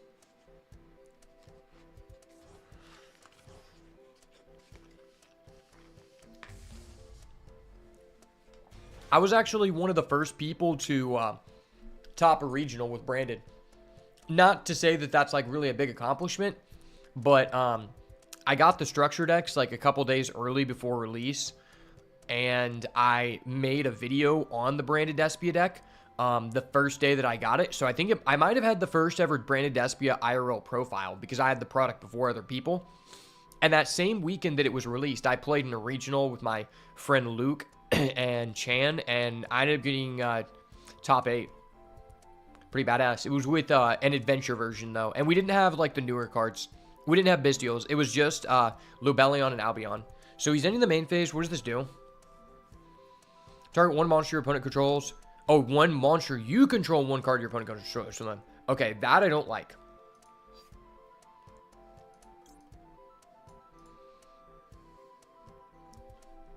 Do I just activate this? Because he could... Nah, we're just going to activate it. Yeah, fuck this guy. We're activating. Activate on a boy, then I go out my way. Do the dash, then I big welcome today.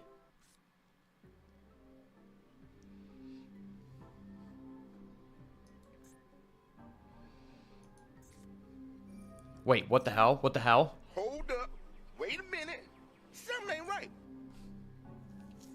Wait, the one card this guy drew off of his branded regained was legitimately a triple tactics thrust. That is the one card here that just exponentially blows me out of the water. He didn't even open that. He drew that off of his branded regain draw.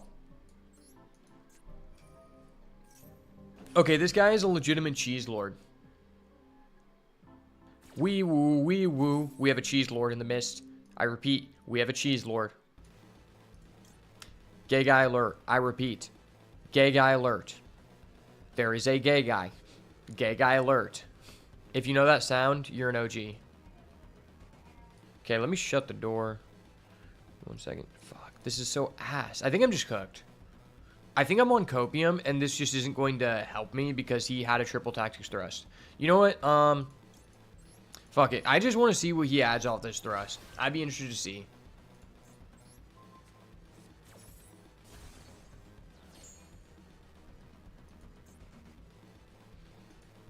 It's probably just like always branded banishment, right?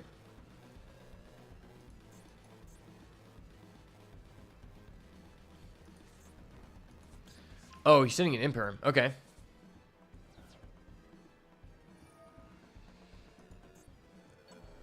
Gosh, that's so... I mean, he has a... Yeah, I mean, he just has a Bystial Magamoo search. Yeah, that was really freaking toxic. The fact that he just drew a thrust off of his one draw, bro.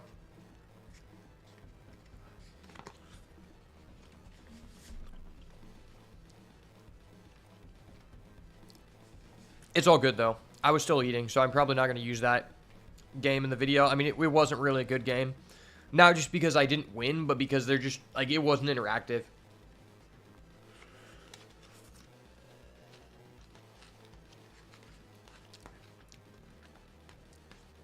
No matter what card game I'm making a video about, if it is a card game, I try to make the games that I showcase actually interactive, and that was not interactive at all.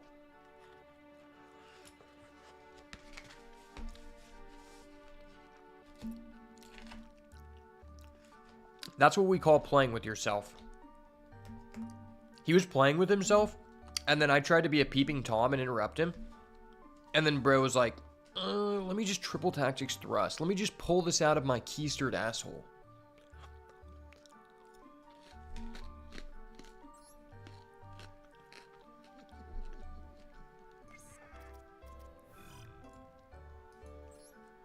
Okay, but have you guys seen the new ban list?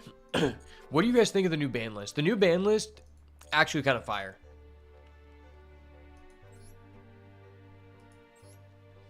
The new ban list makes me happy, but it also makes me dissatisfied because a lot of people were like, this is a banger. This is amazing. It's such a huge list. It's really not a huge list. You could say that it's a huge list in terms of the amount of cards that were touched, but when you really look at it, how many of these cards are meta relevant? Okay, these cards are not meta relevant. Like, I'm glad they're out of the game, but also these cards should have just been out of the game for, like, the entire lifespan of Master Duel. Like, these cards just shouldn't have been in the game. Same thing with Anti-Spell Fragrance. Now, it's like, okay, Max C to 2. Max C to 2, people are like, oh my gosh, this is awesome. It's like, it's cool, but it's also just like them slapping us in the face with their cock, because that just shows that they are willing to hit this card, but they're not going to put it at a number, i.e. 1 or 0, that's actually impactful to the metagame. The reason why this card is like, why everyone hates it, has nothing to do with it being versus 3 to 2 copies. It's the fact that if everyone has at least 2 copies in their deck, everyone needs to dedicate like legitimately like 7 to 10 slots in their deck in order to try to counter this card. Like, why do you think Crossout Designator is limited to 1? That is one of the stupidest hits in any like format. The only thing more dumb is that SP Little Knight is semi-limited.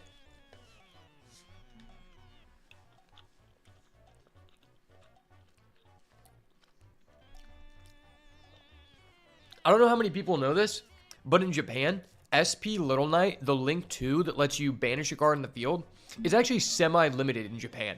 How stupid is that? How many times have you seen someone actually play a deck with 2 SP Little Knight? The answer is basically none. Never in Master Duel.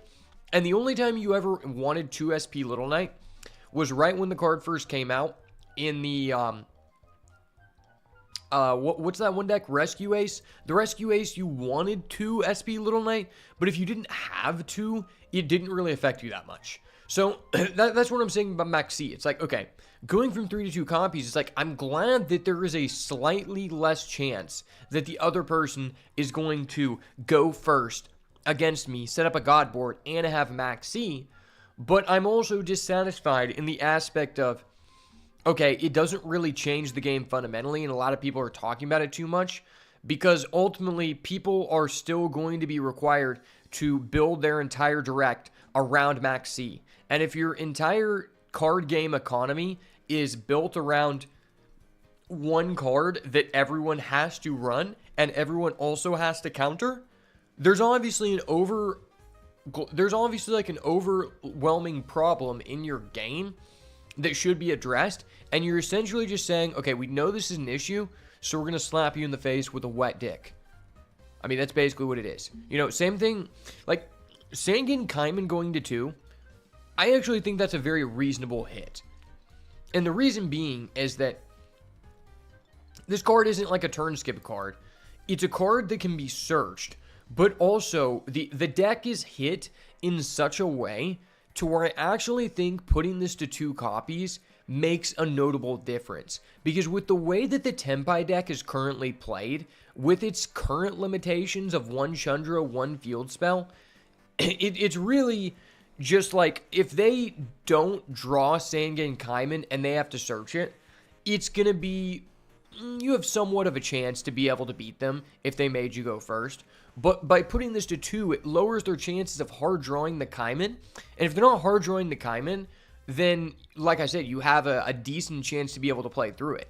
If they hard draw the Kaiman and they have another Tenpai name, that's where it gets, like, really frustrating to play through. So I actually think this is one of the only cards that you can make an argument that going to 2 actually has an impact on the game, and you can't say that about many cards, except like Destiny Hero Malicious.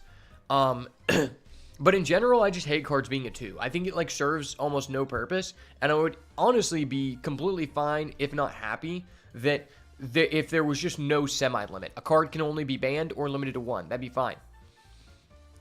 But like, for example, this card, okay, so first of all, it doesn't matter that this card is limited to 2, that the Spirit Gate card is limited to 2, because there are still, it's like, okay, we're going to limit this to 2, that to 2, so now there are only 10 I search for any card in my deck cards. Okay, well, there's still 10 I search for whatever card I want in my deck cards. So going from 11 to 10, does that even make a difference? The answer is no. It does not make a fucking difference, because there's so many Rhodas in this deck, and if you have to hit 3 separate Rhodas to a limit 2, at that point, you really should just be asking yourself, should I be hitting these Rhodas? No, okay, the first question you should ask yourself is, why did I print this deck with more Rhodas than every other deck in the game? Why does every other deck have one search spell, but this deck just has like 5 unique search spells that all do the exact same thing? They get a fiend with 0 attack and defense, or they destroy a fiend. Like, they all do the same thing. And I think this just doesn't really do enough. And what I'm afraid of, more than likely what's going to happen is, my friend was talking to me about this, and he was saying that when the Fiendsmith package comes out at the beginning of next month, that the Kashtira deck is going to be OP. And I was like, the Kashtira deck? Like, okay, people might play a Kashtira engine alongside the Fiendsmith engine and put both into any deck, because the Kashtira deck is just hit so hard. It's like such a small package. But I think the Yubel deck is unanimously going to be the most overwhelming and frustrating deck to play against, because it's already a top 3 deck in the game. Virtually has no limitations. In fact, they have 2 Phantom, and Phantom of Yubel, the fusion monster, is actually limited to 1 in the TCG and the OCG for good reason. It's such a busted card, let alone these 10 Rotas the deck has. And the entire thing about Yubel is it's not really a Yubel deck. It's a Fiend deck that runs 1 copy of OG Yubel. That's literally what it is. Because people currently play the Unchained stuff. They play a lot of just Fiend engines, right? And Fiendsmith, it says it's in the name. It's a Fiend deck. So realistically, I think the Fiendsmith engine goes with the Yubel deck more than any other deck in the game. And if you're not playing a Fiendsmith engine in the new format, I hate to tell this to you, but you're going to have a tough climb there. Unless you're just cheesing people and you're just a incel playing Tenpai. If you're not an incel playing Tenpai and you don't have a Japanese name, then you really shouldn't even be on Tenpai. But regardless, you're not going to be winning if you don't have the Fiendsmith engine. And the Yubel deck just utilizes the Fiendsmith engine better than any other deck because it doesn't lock you into any restrictions, since all your monsters are Fiend. And then we look down here and it's like, okay, Morphing Jar and Cyber Jar should have literally never been on the ban list since maybe they should have been removed from the ban list since links were released in late 2017. Maybe even slightly before that. Just because flip effects haven't even been good. The last flip effect that was good was Subterror Guru in 2019. And you can argue that wasn't even good. It was like a tier 2 deck at its prime in a correct meta to play it in. Maybe when Pot of Extravagance just released. But even that deck isn't even really a flip deck because your main gimmick is just flipping your cards face up during the turn that they're set. So these cards should have never been on the ban list. And that just goes to show there's so much fluff on this ban list where it's like, it looks like this is a big ban list because they're interacting with a lot of cards on the ban list. Are most of them impactful? No. Are the cards that are meta relevant, did they hit them in an impactful way or remove them in an impactful way? No. Well, no, but and it's just like, okay, this Aluber Gesture of Despia to 3. Why? Branded Opening to 3. Why? Branded, let me tell you this. When Branded is tier 1 right now. It is arguably the second best. Currently in tournaments, it is the best deck in the game. So putting these cards 3 doesn't really make sense to me. I don't know why they're doing that. And so a lot of people have speculated the only reason they're doing this is because most people believe that Branded is going to be the new free player deck that people get for joining the game because the campaign for the free Sword Soul deck for new players expired, I think, a month or 2 ago. So they need to replace it with something. Why else would they remove that stuff from the ban list? And some people have said that. Okay, I didn't mean to do that. Let's go back. So some people have speculated the reason they're unhitting these cards is because of that reason. But I honestly am not even sure that's correct, because the reason you would think that is since Branded is an older deck, you would assume that players are going to be less likely to spend money on opening the Branded Despia packs to build this deck. But I would actually extremely disagree, because I think Branded, if we go by the analytics, its secret pack is actually the most popular secret pack in the entire history of the game. So even though it is an old pack, it allows you to do so many engines, and it just gives you such a diverse playstyle, as well as it being a fan favorite, that I just I'm skeptical that it's going to be the new free player gift. I think that they just did that to make money because the deck has so many URs. It's probably the most UR-ified archetype in all of Master Duel because it requires so many different UR fusion monsters, so many different UR main deck cards, and it just combines so many engines, especially the 60 card variants, which are currently the best way to play the deck. So that's my reasoning, but let me know what you guys think. Bestial Serenir, though, I think should have just never been limited. I think Bestials, all of them except Magamut, should be at 3.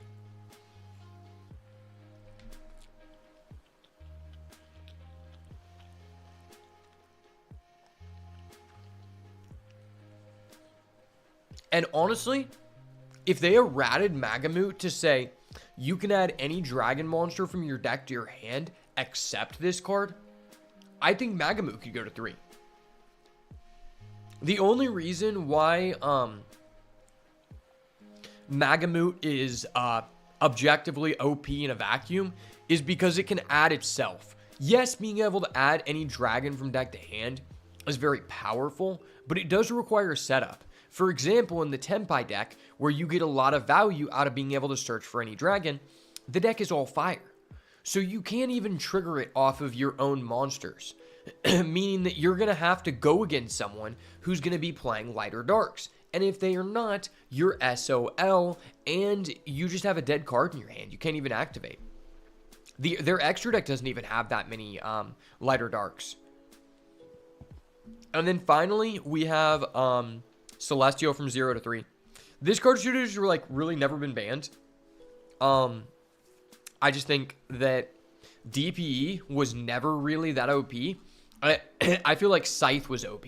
Scythe was OP, DPE wasn't. The time when DPE was actually at its prime, I think a lot of people have a misconception about it being objectively broken. I think it's fundamentally very fair. The reason why DPE format gets such a bad rap is because Crystron Halcra Fibrax was also legal at that time. And that basically just made it super easy for you to make a Hulk and set up a artifact Scythe during your opponent's turn to then be able to Scythe lock with a DPE in literally any deck. I actually found DPE format to be very fun, but I think the only caveat to that format is that it made it feel like the gameplay was kind of doing the same thing for most decks.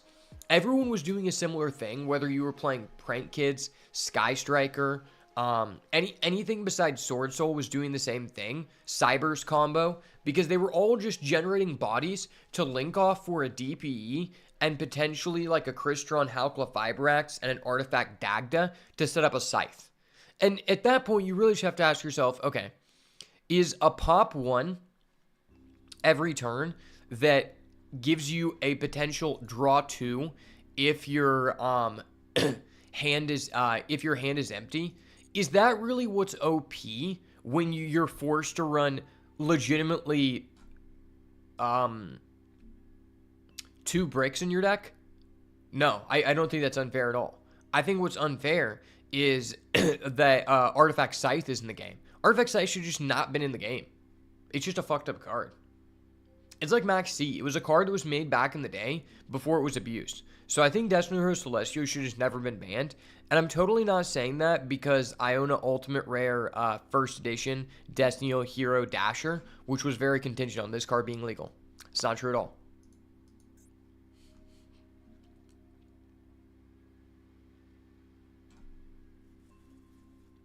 Oh, wait. Is this legal?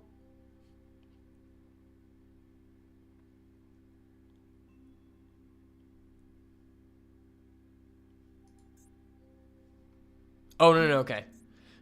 I got confused. I was like, what is this? No, that's just public deck search. So this goes into effect February 5th. Okay. Well, that's when we're getting the new pack. Guys, I hope you can give me your prayers because the Fiendsmith pack is going to be coming out February 5th. And I'm going to need to drop, like, an exuberant amount of money in order to make content. So I need prayers because I've been through a lot of debt, guys.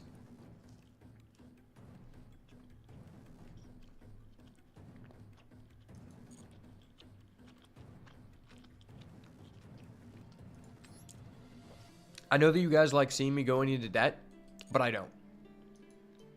Dude, okay, because you know what might actually be nice is I said before, if we hit, I didn't say if, I said when we hit 200 follows on Twitch, which we are currently at 184, I will whale on a toon deck, and we will do a rank 1 climb with toons. When the Fiendsmith engine comes out, maybe a Fiendsmith toon deck might actually be viable for us to potentially hit Master 1.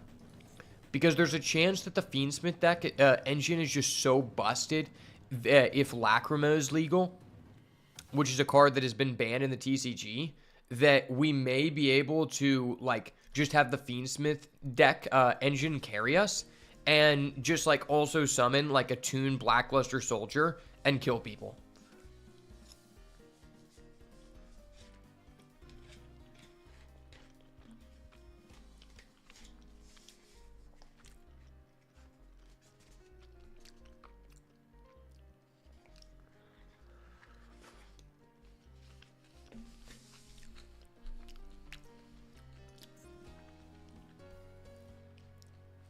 I'm almost done eating. Okay, the highest rating. What do you get if you get in the top? This guy got 8th last season? That's crazy.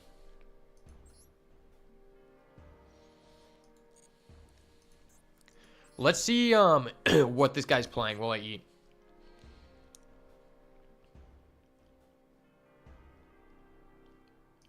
Does it show? I think it usually shows. That guy has no replays. Maybe some people do replays to just, like, to fuck with people. Okay, this guy's playing a lot of tier elements. I saw that the guy who got first, he actually played tier elements. Which is interesting. Tier elements, I think, is good. My issue is that it just dies to, It just dies to FTK decks that get to go first.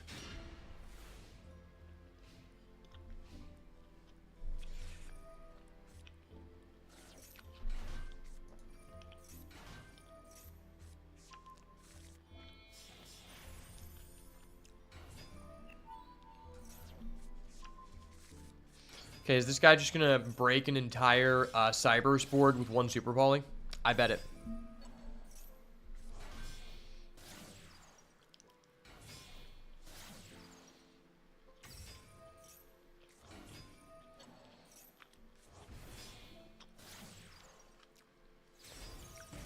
Oh, wait, the guy that he's going against is the ranked #1 person.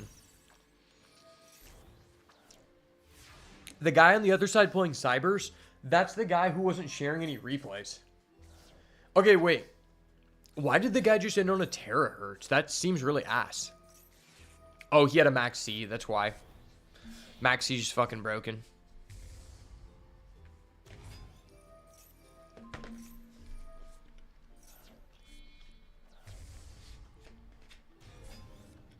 Oh, damn. That was insane.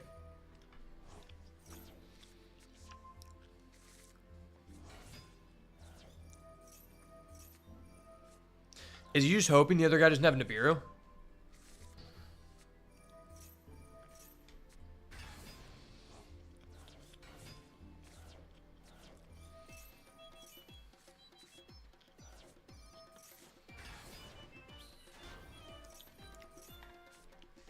Oh, damn, he got Nibiru. Oh, he plays Winda.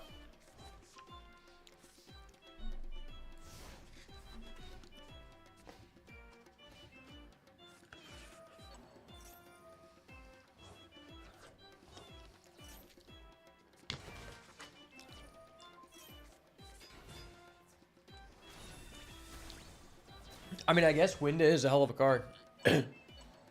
Okay, why did this guy just hold his Math Mech, why did this guy hold his Super Factorial so long? That just seems straight up incorrect. Because he basically just waited until this tier element player, milled in a Shizu card that could shuffle back his targets. And I think that just, like, screwed him over.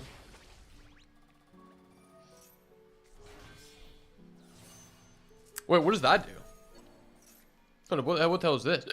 I've never even seen this. Excuse me, I got the hiccups. Yeah, what does this do? If this is synchro summon or sent to the grave, you can target a monster in the graveyard. Discard a card, place that in its owner's spell or trap zone. During either player's turn, you can special summon one face-up monster from your spell or trap. Okay.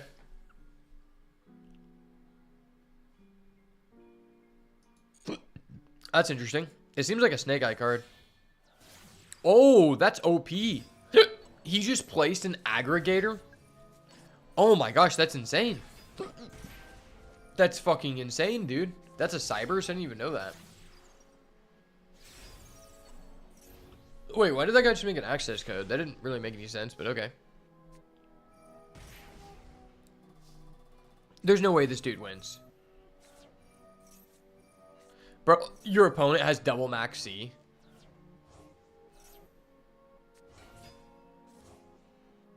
I would hate to be this fucking guy.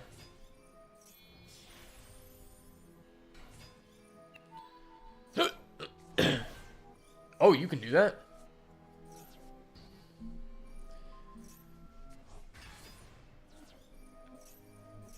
Oh, fuck. That is OP. I didn't even know you could do that.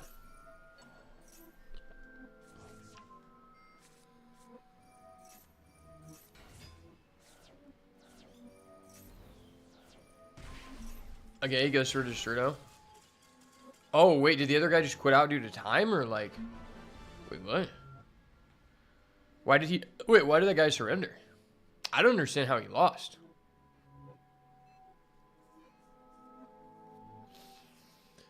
So, I don't really know. Why would you quit out?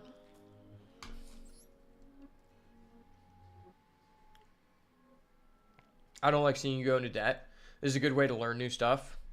It is, as long as you don't have hiccups. I mean, because these are the best people currently. These are the people, like, why, since we have cool guy shit to do, you know, like, interact with females and touch grass. So, like, why would we, like, want to waste our time, like, theory crafting when we can just figure out what someone else is doing and just copy them or just beat them, you know?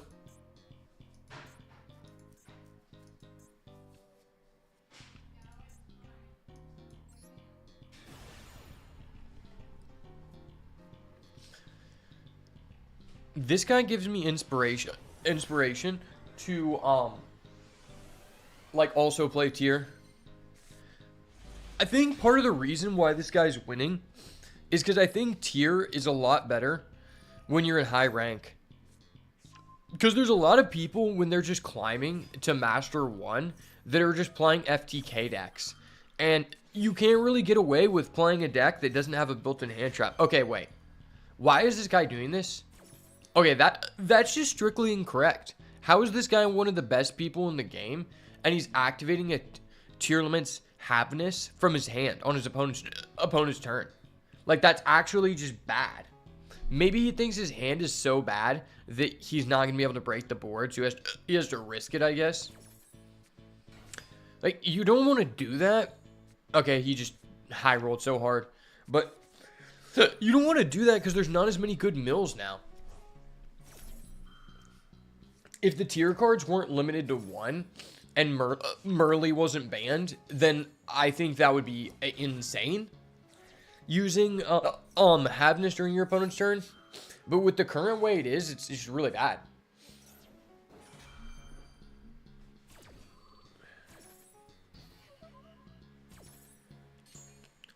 Oh, he chain blocked. That's OP. Oh my gosh, he's making a shoot all Winda. That's so funny. Bruh, are you kidding me? I thought he was going for a, I thought he was going for a Rukalos or a Kaleido Heart.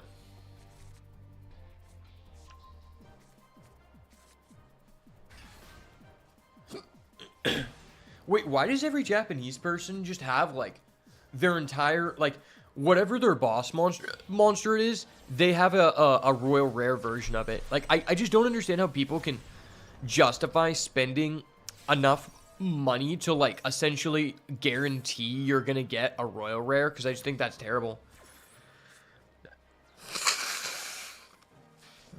It's already bad enough how much money it costs to build a deck from scratch. Then when you take into consideration, like, trying to get a specific royal rare, it's outrageous, because it costed me $200 to build my Labrynth deck, but you also have to realize I owned, like, a decent portion. I owned all the staples for it. I just didn't have the Labrynth cards and a few of the ultra rare normal trap cards. So if I was a new player, it would have actually costed me like double. It would probably cost me $400. And Labrynth isn't even one of the most expensive decks. It's ridiculous. You could argue that it's actually like a decently free-to-play friendly deck because most of the cards in the deck are from one box. Gosh damn, these kick-ups.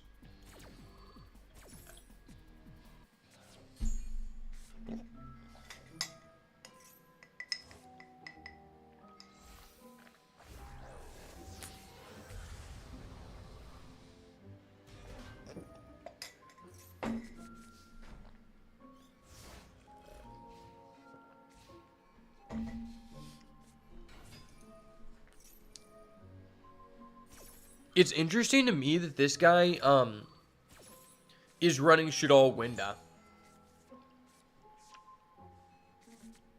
I personally don't think Shadol Winda's that good in the deck. Just because, like, okay, it's good, but I don't like drawing Beast. I don't like drawing Beast. I just don't want to draw bricks.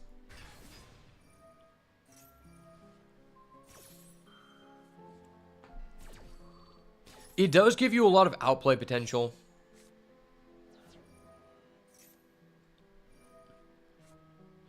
It does indeed give you a lot of outplay potential. I mean, that's just facts.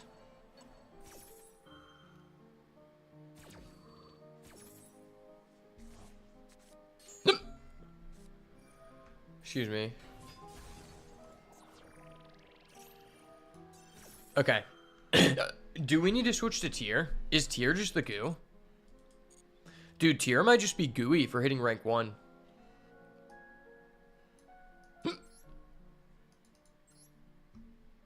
I do want to record, like, at least one more good Labrynth game for this video, but I currently have the hiccups, so I'm going to wait till those pass, and we'll play this until. I don't know why people, every person I see who plays this deck, they don't run a shooting riser dragon, and I don't understand why. This card is insane. It just says send snow, and snow's the best card in the deck, so why are you not playing it? Good question. Like, why? It's broke.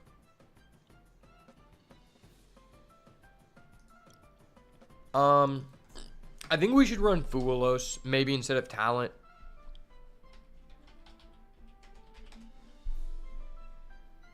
I mean, Talent's good. How can you discard cards in this deck? I mean, we have a decent amount of ways.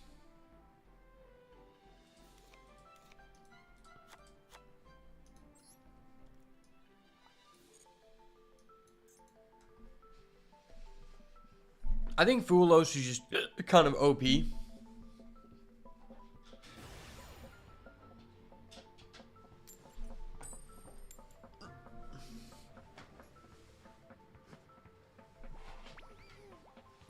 Like, especially in a deck where you have a limited amount of non-engine slots, I think you need to play the most impactful going second cards that are going to have the highest impact if drawn alone.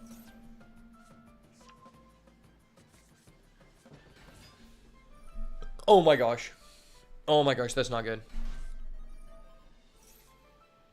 Is it just me, or is every time someone plays this deck or plays this Diamond Tiger Warrior Dragon engine, they never draw Ken.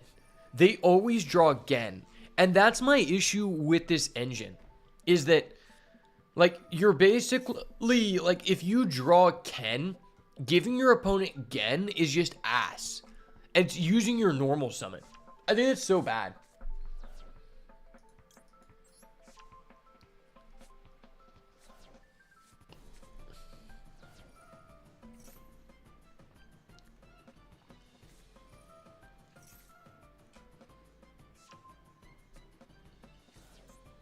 Okay. Wait, why are we in high elo and this guy's playing Dark World? That's ass. Like, this deck loses going second. Why are you playing this? This is not a good deck to be playing in rating duels. That makes no sense. But what do I know? I'm only Jonathan the Tenpai Destroyer Ashby.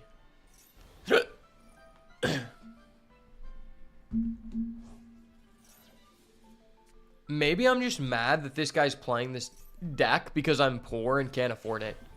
Like, wait, why is Grapha ultra rare? Grapha is no longer, like, even a good card. It hasn't been for literally 10 years, but it's ultra rare. Gates is ultra rare. Rainbow is ultra rare. That's just ridiculous, dude. Oh, so I have to return a card from my hand to the deck? I could return Trivy Karma. It's kind of terrible. Oh, wait. Wait, how many cards are I... Can he just full hand loop me?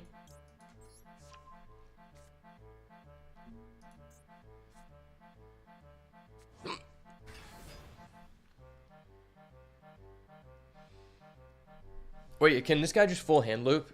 That's disgusting. There's no way, right? How can people play this fucking deck? Oh my gosh, that's so disgusting. How can people play this fucking deck when you legitimately, like, if your opponent interacts with you in any way, you just lose. I activate Max C or Fugulos or even Perulia and the guy loses. Like, what is he doing? He's passing. That's all he's doing.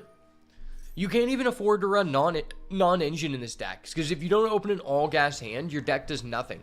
Like, you have a base chance to just lose to yourself.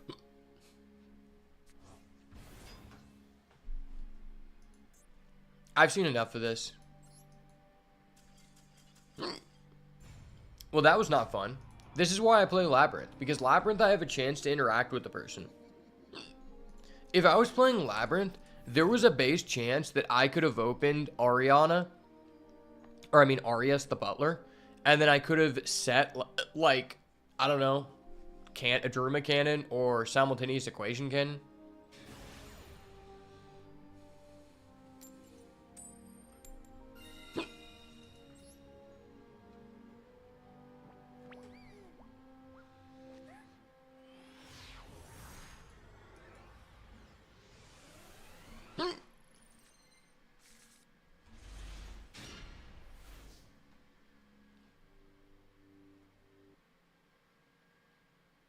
Bro, don't don't draw a phase. Okay, he didn't draw a phase. Thank the Lord. I fucking knew it! Oh! Now I'm going to punish his dirty little ass for not going draw phase Max C. Yes, sir. No draw phase Max C, buddy.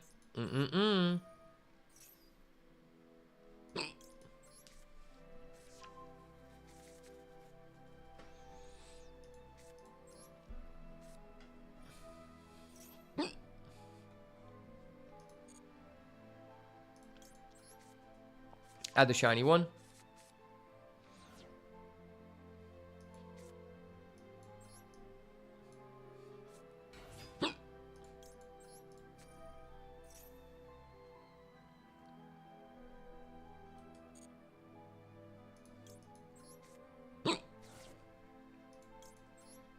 No Bestial. Hold the Bestial. Oh my gosh, she doesn't have it. Let's go. That's goated.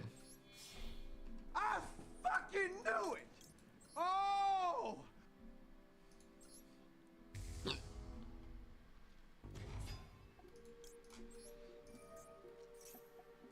Sorry, guys. My hiccups are pretty bad. Okay.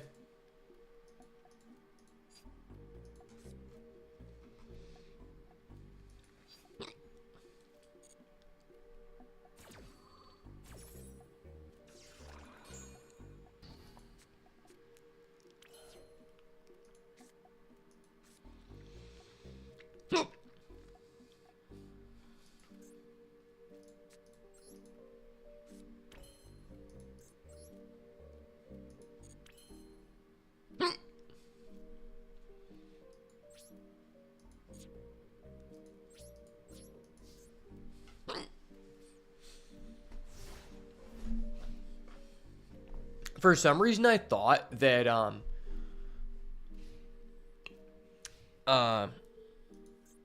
I thought that I could like still do something. Or no. What? No, I'm stupid. What I meant to say was for a second there, I thought that Fairy Tale Snow was a fairy, and I was like, wait, can I discard this with Keldo? And it's like, no, you can't. You fucking idiot.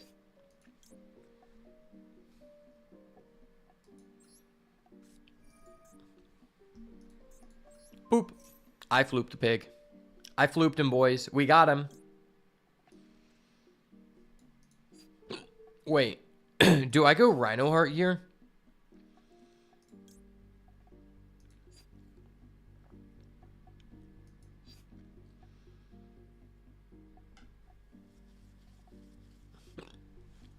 I don't know. That's questionable.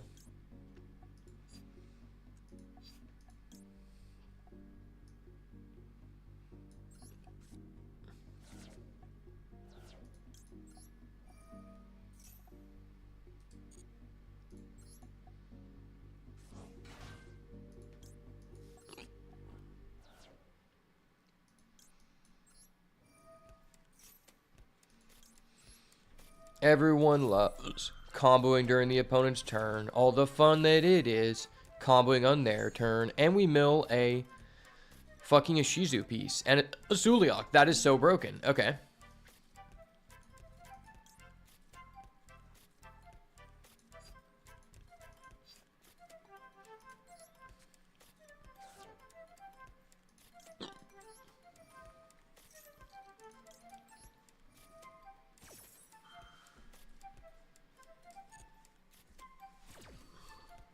I probably should have added Shyren.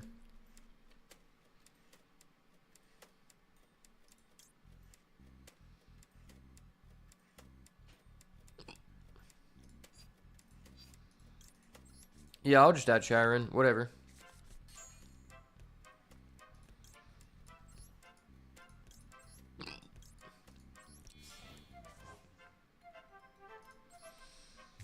No, actually, that was bad. If I would have added Hephaestus, if I Rukulosed, I'd get another negate.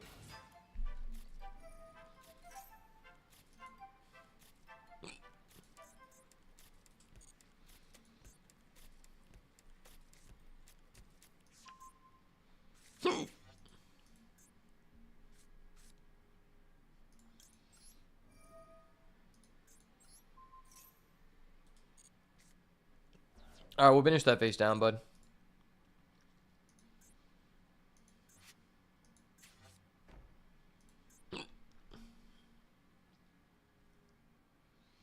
Oh, you get to draw a card for free? That was kind of OP.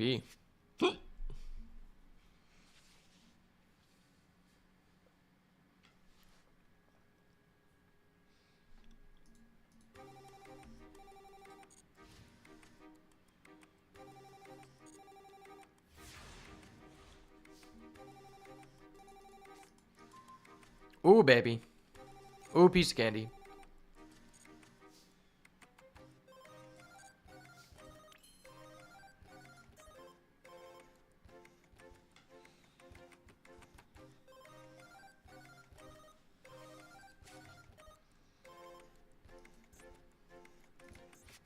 I kind of just want to Discard Shiren.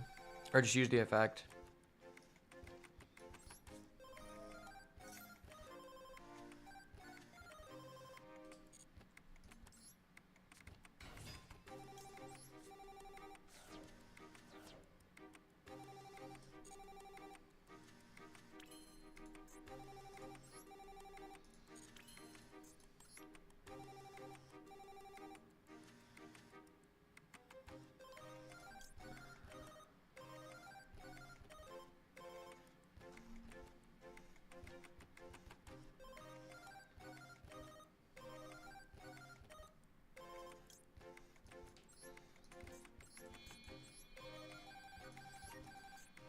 Yeah, let's just summon this guy.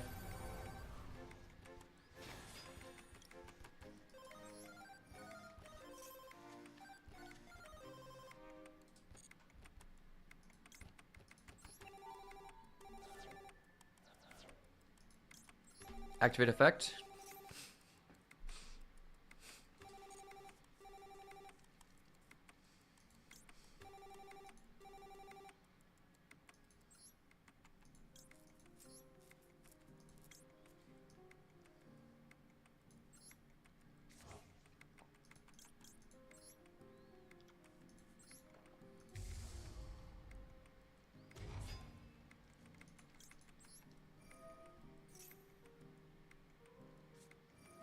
Imperm. Hold up. Wait a minute. Something ain't right. Imperm? You asshole.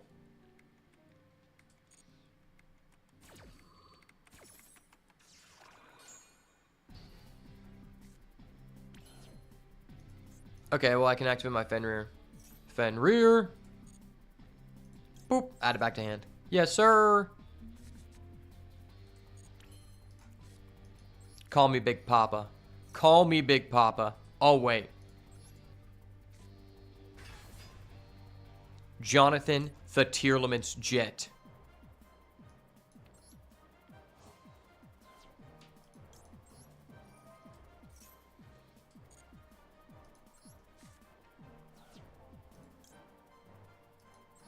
Boop. I'm that guy. I'm that guy, baby.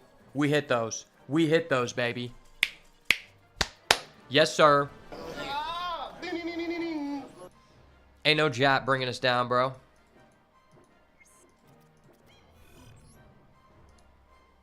Jonathan the Tearlament's Jit is back. You've seen me pop off, but have you seen me pop off by randomly milling a Destrudo? Just wait. Destrudo insane.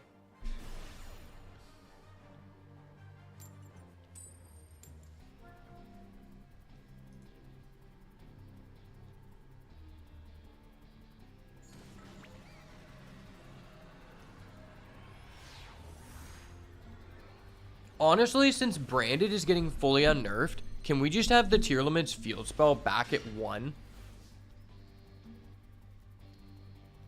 Okay, he's going for a draw phase max C. That's actually so fucked. Damn. That was really fucked.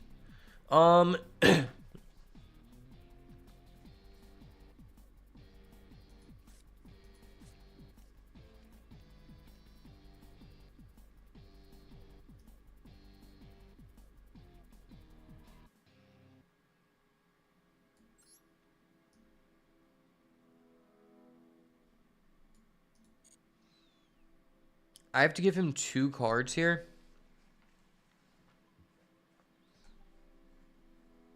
I mean, if I don't give him 2 cards, I just auto lose.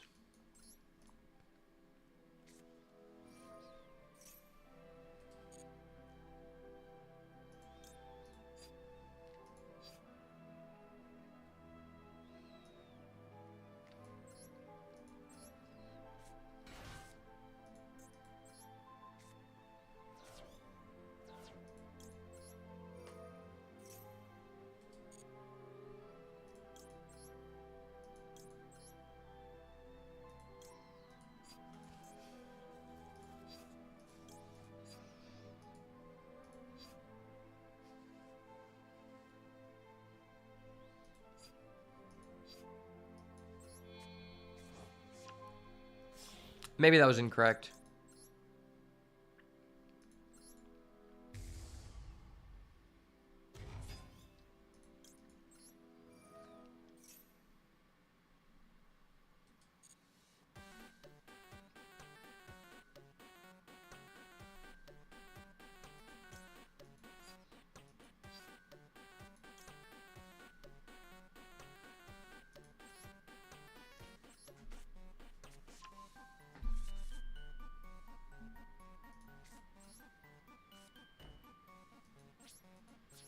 Realistically speaking, I'm probably cooked.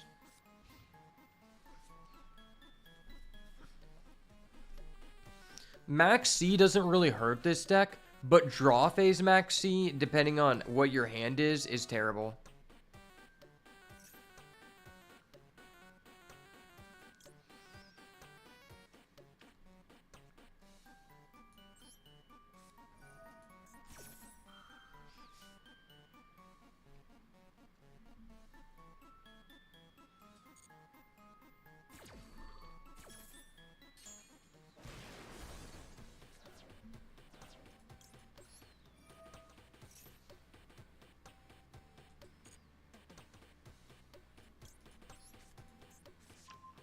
I guess I could just, like, high roll him.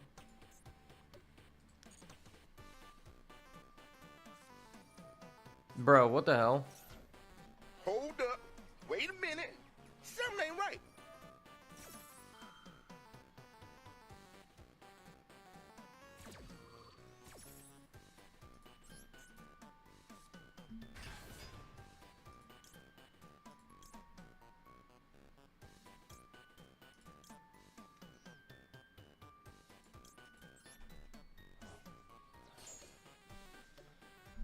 Why do people just open up to Max C? This is why Max... Okay. Gotcha. I'm just not allowed to play the game. My bad, guys. My bad, guys. My bad. If only Max C was not going to be limited to 2 and was instead limited 1. Oh. Wow, and you also just hard opened the one Sangan. Okay. We love to see it. Also, why is this card called Sangan Summoning? They should not have the fucking word Sangan in their cards. It's such a trash-ass, gimmick-ass deck. But Sangan is an OG, bro. He's a fucking OG.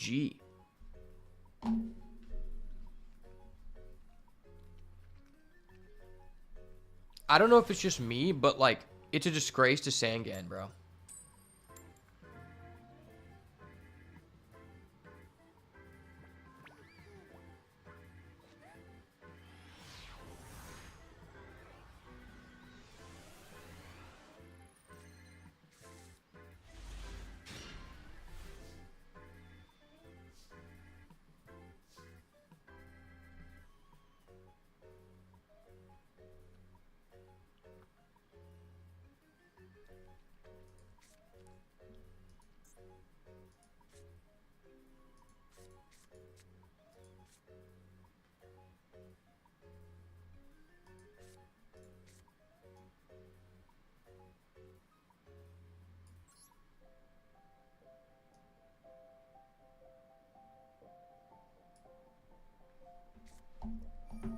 They can't be disrespecting my boy Sangan.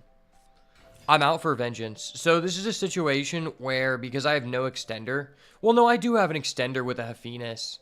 But that's not literally like a good extender, because I drew Snow. So making Shooter Riser here is actually really bad. So I think I have to do it like this.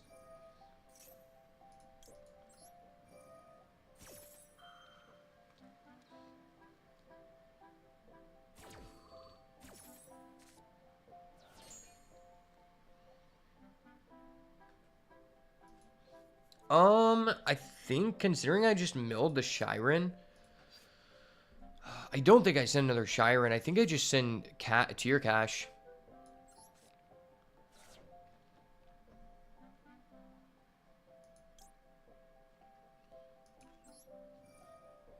Definitely do this.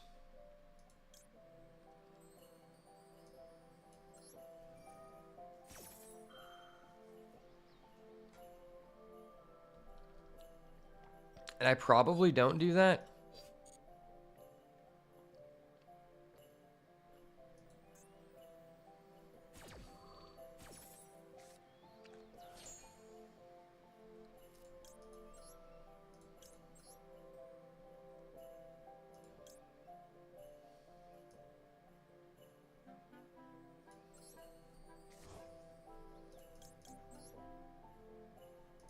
It doesn't really matter what we sequence.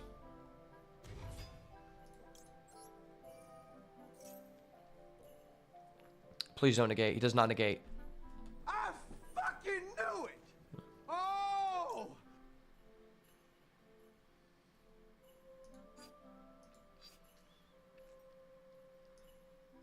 I think I'm just going to get crime.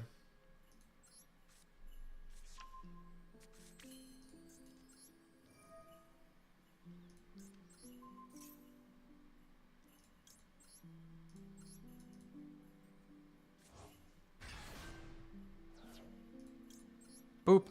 Casino time. Everyone loves casino. Put all your money on red, boys. All the money on red. We're milling 8 here. Okay. Okay.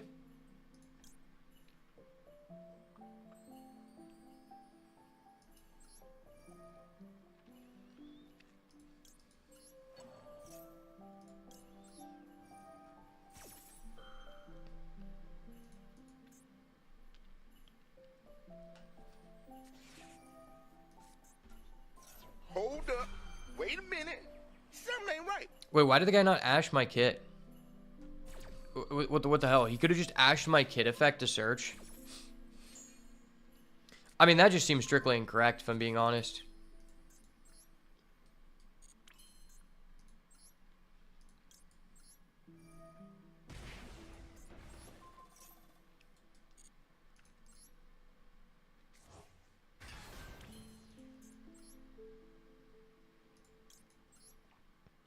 Go.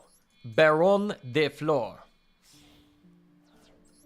Wait, that actually does kind of suck because I hit both of my trap cards, which means I can't get a free search off my Baron here. I haven't used my Rhino though, so I could use it to send Hephaestus to just make a Rook. That's actually pretty nice.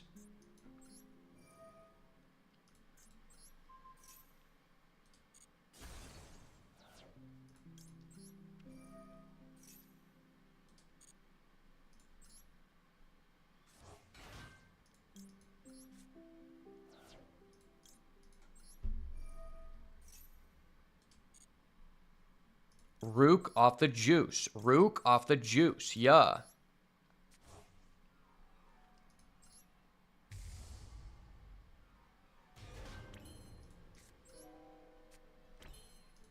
Don't mind me, sir. I just have 2 Omni Negates, a Solemn Warning, a Shuffler in the Grave, alongside a Snow.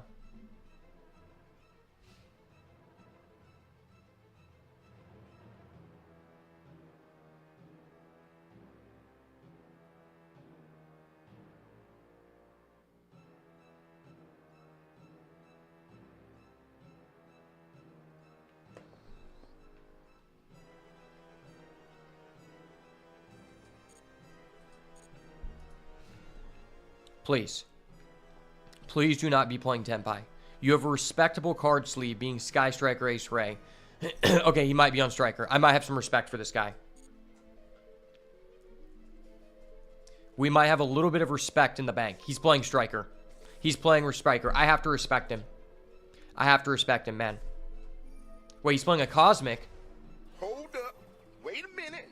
Something ain't right. I mean, would I rather... I think I'd rather use my Baron Negate.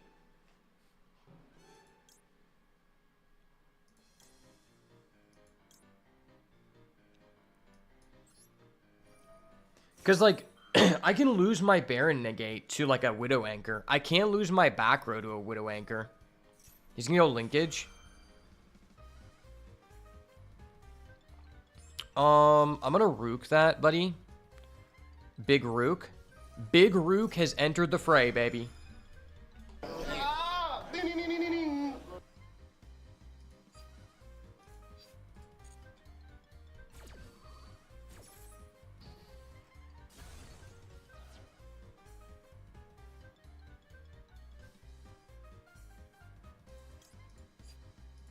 Send this from hand or send this from field. I'll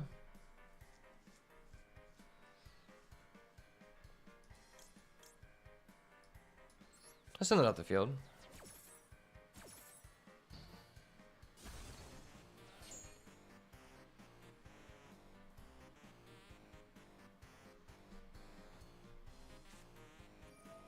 Oh, he's going for an Engage? Dude, he has 3 spells with an Engage. Man, Engage OP. Well, he won't have 3 spells, so I could just activate my Mudora.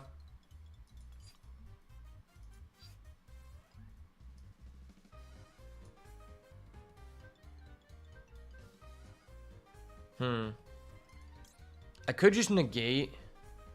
Let me use my snow.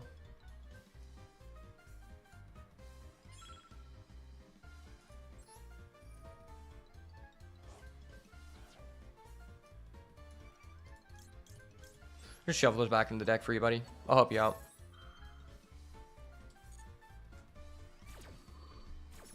Ngage on 3. Ngage on me. Negate impact low? Bro, this is where the highest negate impacts you can get. He's going Afterburners? Okay.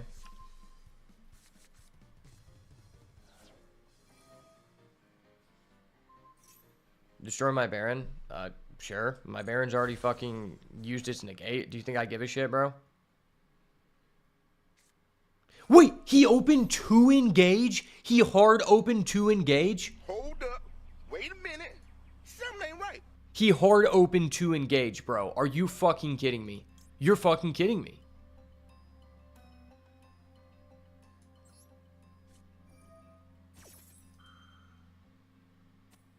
That's fucking insane. This guy's hand was literally fucking methamphetamine, bro. His hand was fentanyl, bro.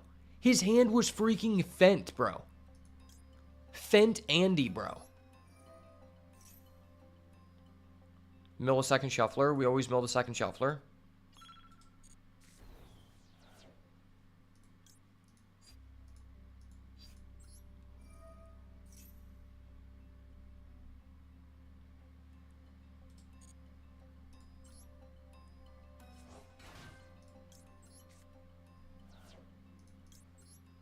Okay, we play fast here.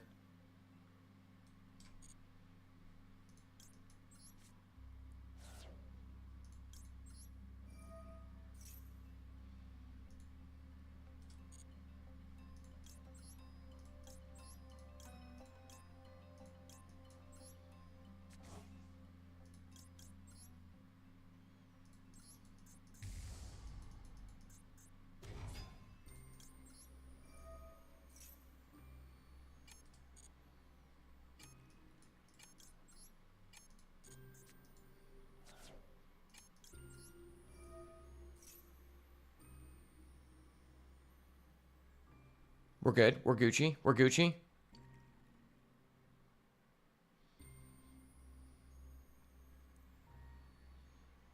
We're Gucci as fuck. It's fine.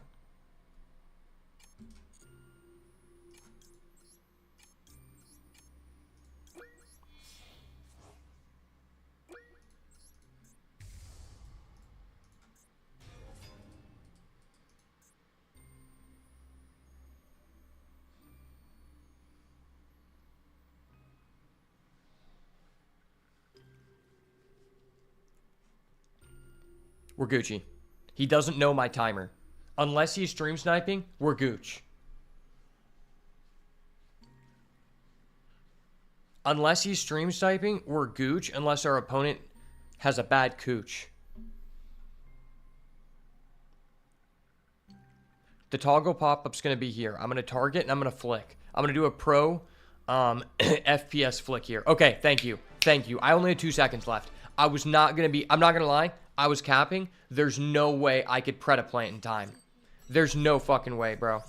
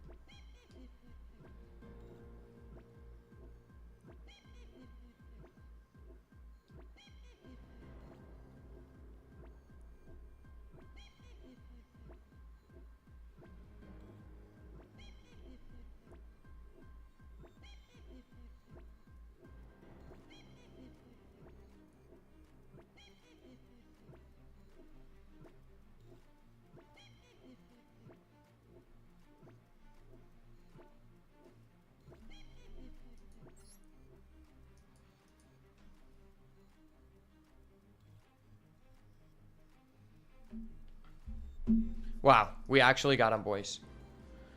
I'm not too washed. I understand what Striker does, bro. I played that deck more than anyone. Oh my gosh, we're going against the top 50%. Andy.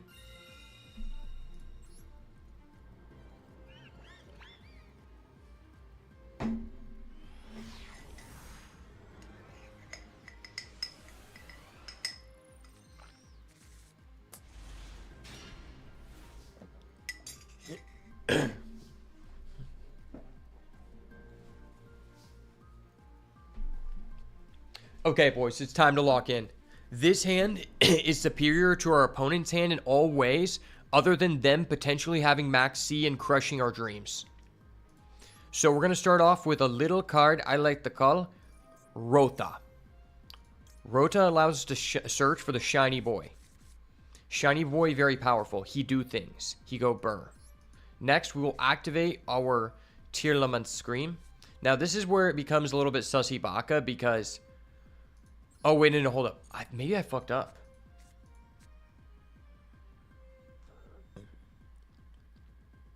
Yeah, maybe I think I did fuck up. I should have not activated that. That was just strictly bad. Maybe I... Okay, well, we'll do it like this. We'll do it like this. It's fine.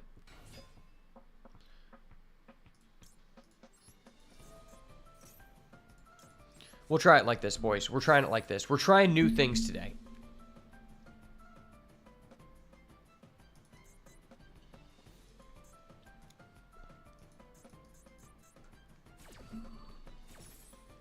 Meal 3. Okay, we just hit that. We hit that all day, baby. We hit that all day, baby girl. You know how we rock out. Rock out with that fofo, son. Ding. Yes, sir. Yes, sir. You know how I be, son. Rock out with that fofo. Chain blocking. Based boys have entered the chat. The chain block has begun. No Ghost Bell and Haunted Mansion. This is how we roll, baby. This is how we fucking roll.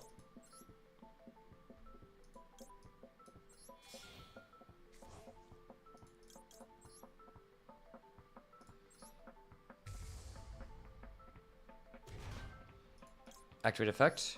Chad plays. Chad plays for days. Chad likey. Chad likey. Yes, sir. No. Hold up. Wait a minute. I have no extender. This is so fucked. I have no extender. Ah.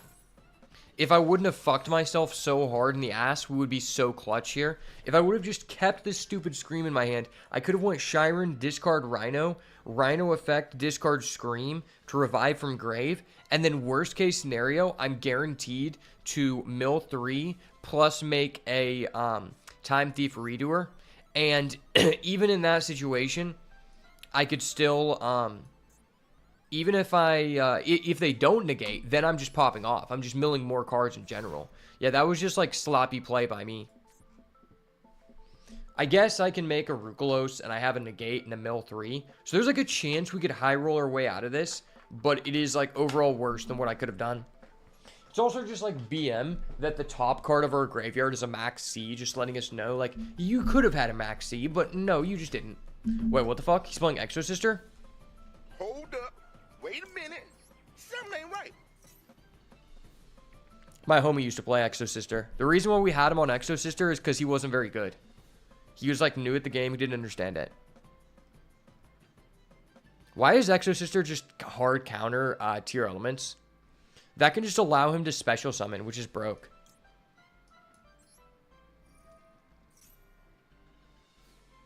I'm not technically moving a card out of the graveyard.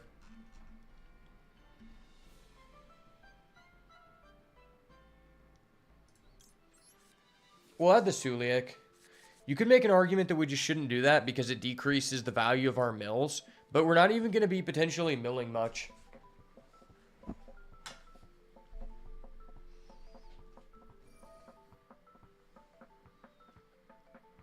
Okay, this is the thing. If he has an Exo Sister Martha, it's kind of broken. But if he had a Martha, I think he starts with the Martha every time because he doesn't know that I have a crime. But regardless... If he doesn't negate my Shiren, I'll be able to make a Rukalos, which negates Martha. Martha is a baddie for real, though. For real, for real. My homie Foster, he played the deck before Martha, and it was still pretty ass. But Martha made the deck really good. Because then you just have a one-card full combo. Martha is just like Rescue Rabbit if Rescue Rabbit was on fentanyl. No, don't do me like that, bro. Don't do me like that. Oh my gosh. If one of his last 2 cards is Martha, I'm literally calling the police. My whole family has been police my whole life. So, and my dad owned a police equipment corporation when he was alive. So I will have to call my dad from the grave. Okay, he doesn't have it. I won't have to get the authorities involved. Thank you. Thank you. I don't need to call an adult. It's all good, guys. All right, bro. Don't test me. Don't play with me, son. We both know you're washed up. The only reason why your deck was even relatively good is specifically because Dimensional Shifter was a busted card against my deck. This is legitimately a 2022 rematch of the century. Brother. Hold up. Wait a minute. Something ain't right. Brother, could you pull that stick out of your ass for me? I think you have lice.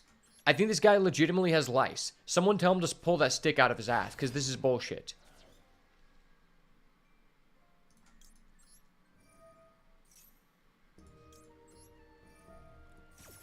Okay, I'm milling 11 cards. If milling 11 cards doesn't just, like, full kill this guy, I don't know. I don't know what to say.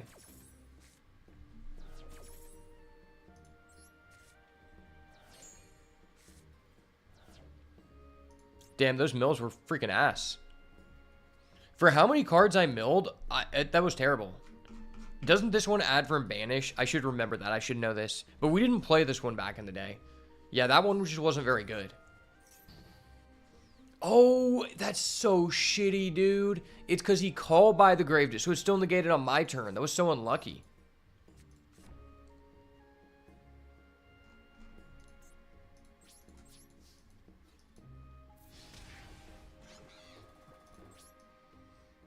I mean, I guess I can mill some more cards, but that's not even really good. If I mill a snow, it's kind of good.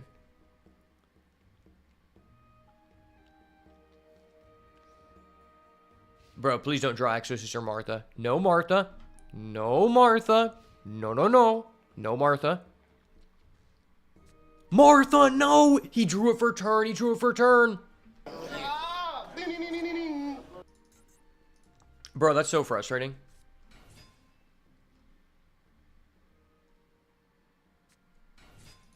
That's actually so frustrating.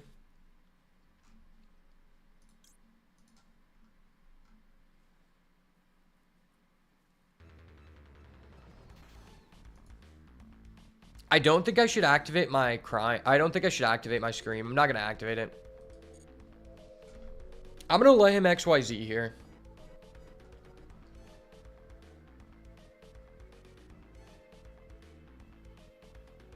Bro probably thought I was an idiot. He thought that I actually was gonna,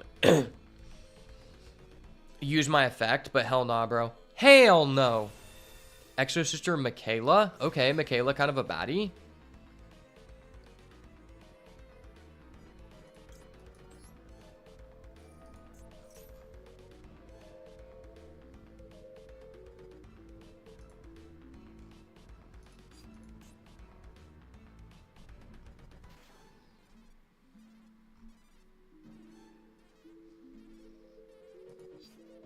Please. Please, Lord. Oh my gosh, that's huge. It's huge, baby. It's huge, baby girl. Baby girl, it's huge. It's fucking huge, baby. Ch-ch-ch-chia. Ch-ch-ch-chain block. Ch-ch-ch-chia. Ch-ch-ch-chain block. It's a hard knocks life for people who are getting chain blocked. I know. I know. It's okay, I don't feel bad for you. You played Exosister because you are a hoe. You know what's funny is actually on my wall, I have a uncut sheet of 2x2, which has an Exosister Michaelis on it. It's an uncut sheet from the factory that I won at the Nationals. Buddy, don't play with me, son. Don't play with me. You don't want to play with me. I'm the boat, baby. The blessed boys in town. Let's go. Gotcha, bitch. Don't play with me, son. You don't think that I got a rotation, bro? I've been with Michaela. I've been with Sarah. I've been with all of them. I know my way around the bush, baby.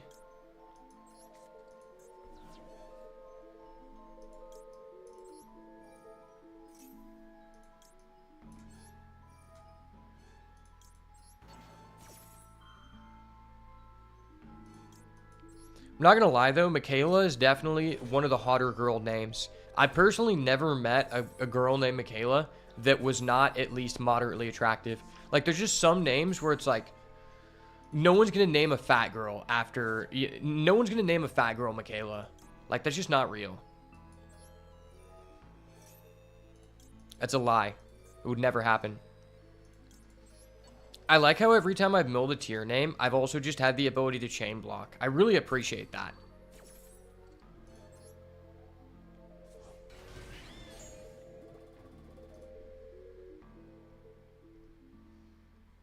I think he can stack on top, so I think I'm supposed to actually go Kaleido.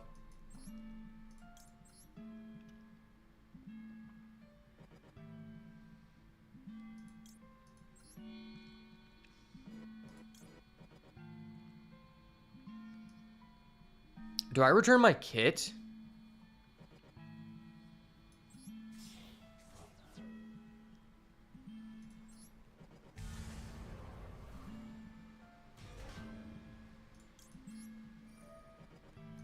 Man, there's just something satisfying.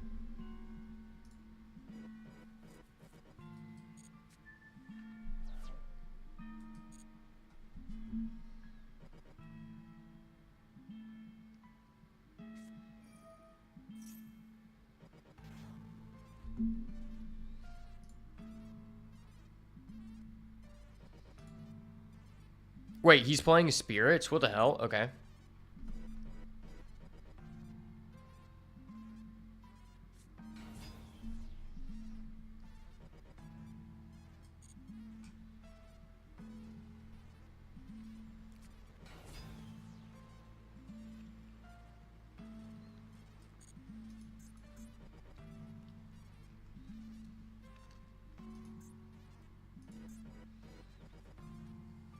Okay, that was pretty good, I guess.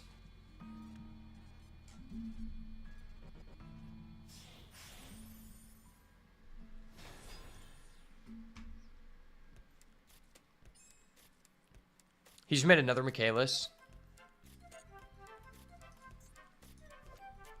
Yeah, Michaelis is kind of bad. I'm not even gonna lie. I forget what the name of the one that you stack on top is, but that one was, like, it fundamentally changed the deck. I remember before that, it was like, you couldn't, like, fully combo, but that changed the deck. It's kind of sad because Exo Sister really didn't get its time to shine. It won a remote duel YCS through cheese.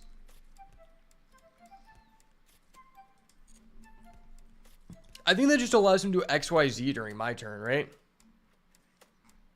Or no, it doesn't even allow him to do that. Okay.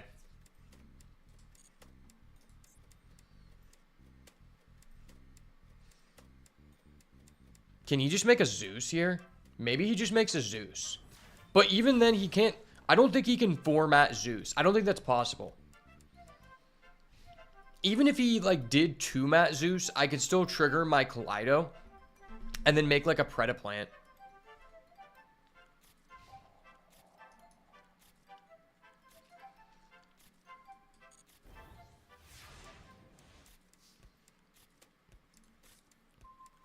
Ooh, that's dirty. That's dirty. They don't call me the dirt boy for nothing, baby.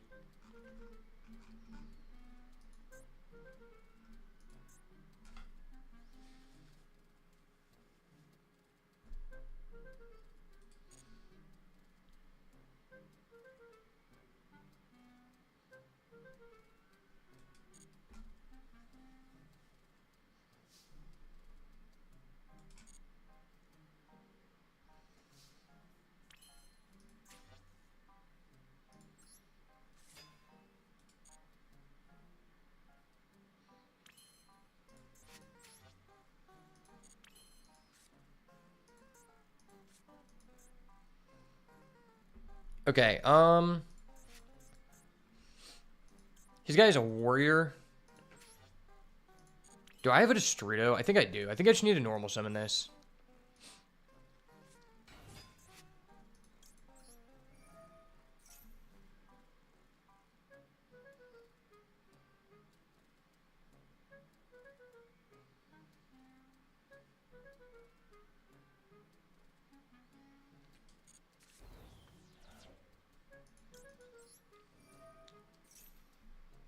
I totally knew there was a reason we kept this Scream in hand. I fucking knew it!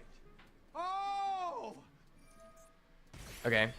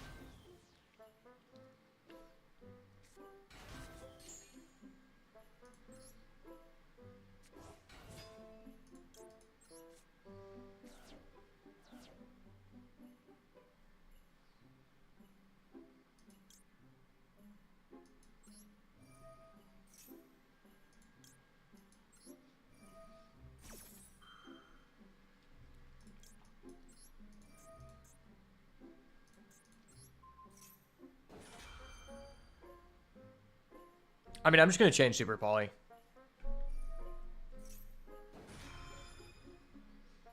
Super Poly OP, baby. Super Poly OP. This guy doesn't even know, bro.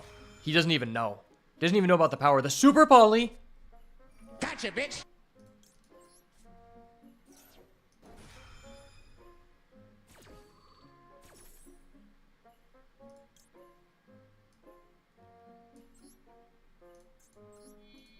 Boop. Oh, I didn't realize my snow is the same attribute and type as theirs. That's hilarious.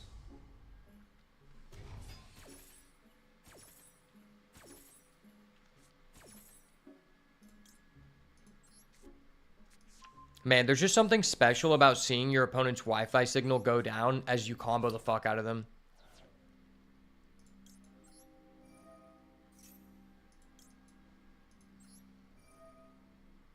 Bro's at 4,900. I don't even need to activate this fusion effect, but I'm doing it anyway, bitch.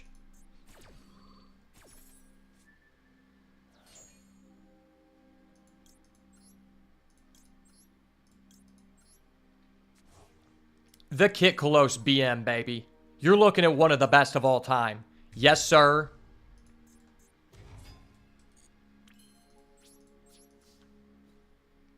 Go. Tearlament's Kit Kolos. Attack. Garura. Wings of Resonance. Declare the final blow.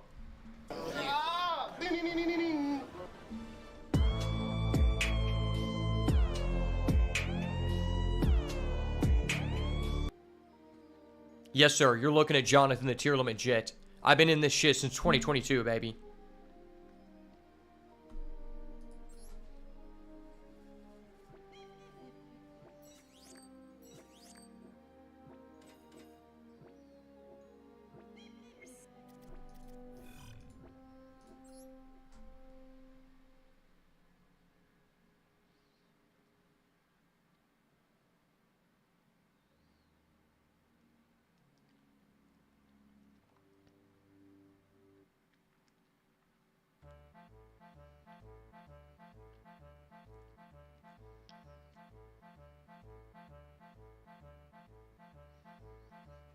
One second, I gotta text somebody back.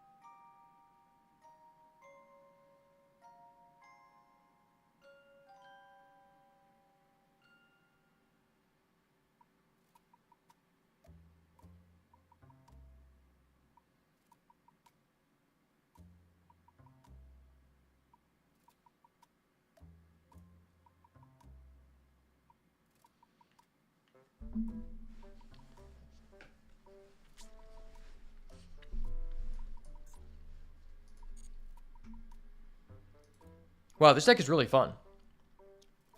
This deck is really fun.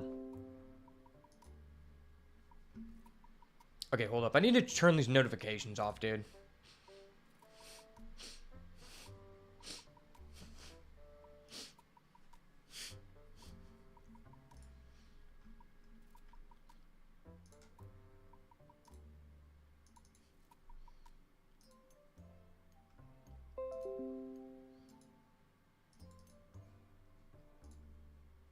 Okay, there we go. I just kept getting notifications through my computer, which I did not want to be revealed to the public. Not because they're bad, just because that'd be kind of weird.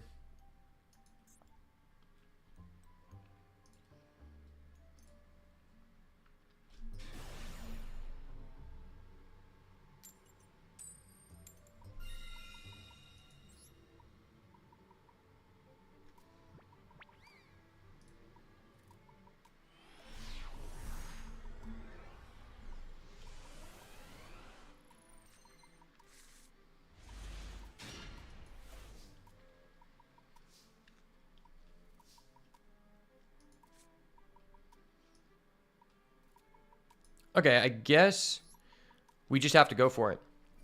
Hopefully he does not have a max C. Does not have a max C, which means we can... Oh, okay, we get it. Cool. Let's go. Whatever.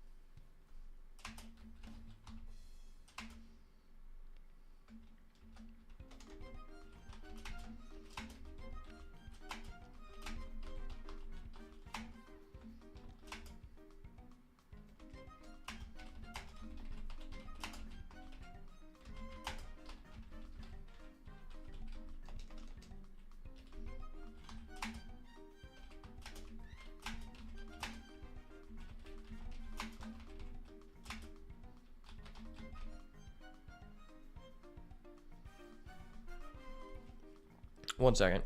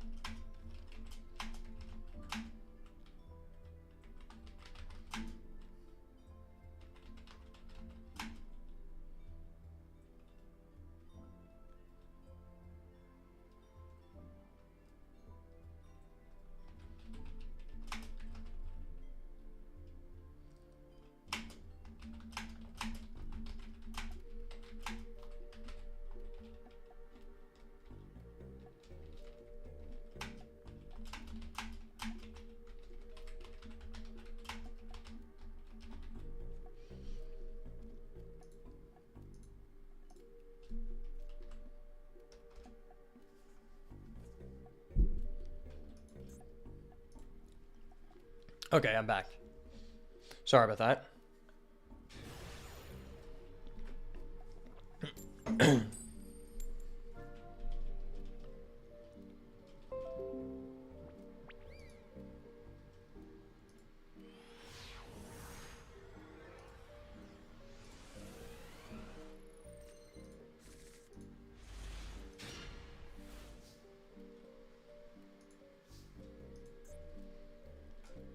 Okay.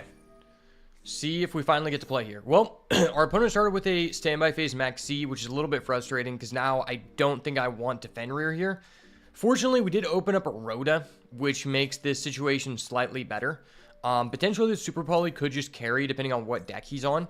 But we're going to go ahead and Rhino Heart. This is what I like about this deck is number one, you can play under Max C decently well depending on your hand. This is one of the better hands for that. And number two, number two, it's just every hand is different. Like, the game changes based on what you open. Like, there's a lot of different lines here. But I think what we want to do here is summon Rhino Heart, and if it resolves, we'll make a kit, and then probably search for a Suliak, and then we can go Foolish Burial Goods in order to send a Scream to add one of the other trap cards, most likely Crime.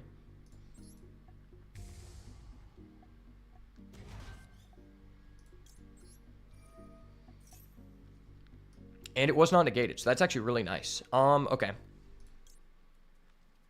Do we add Suliak or do we add Meta Noise? I think we had Meta Noise, actually. This is like one of the weird situations where we actually want to do that.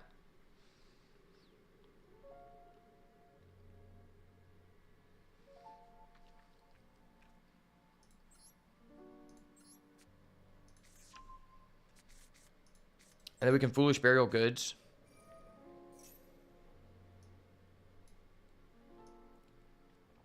To where, yeah, I'm just going to send a Scream. I could send a Trivy Karma too, but I think I'd rather just send Scream.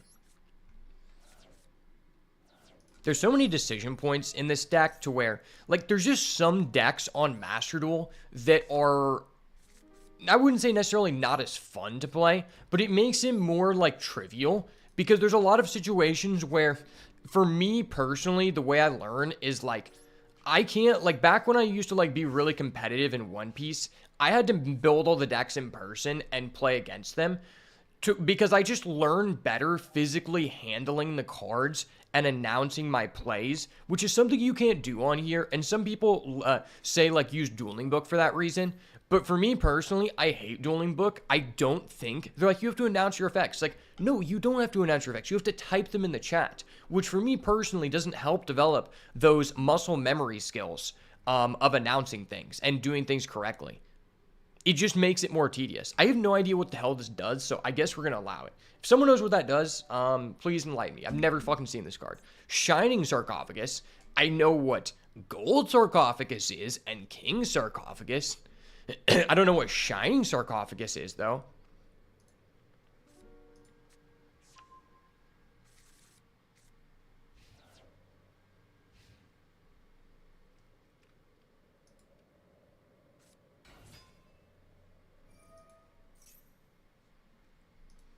Wait, he's summoning Gadget Trio. Okay, I don't know what this is, but it has a high negate impact.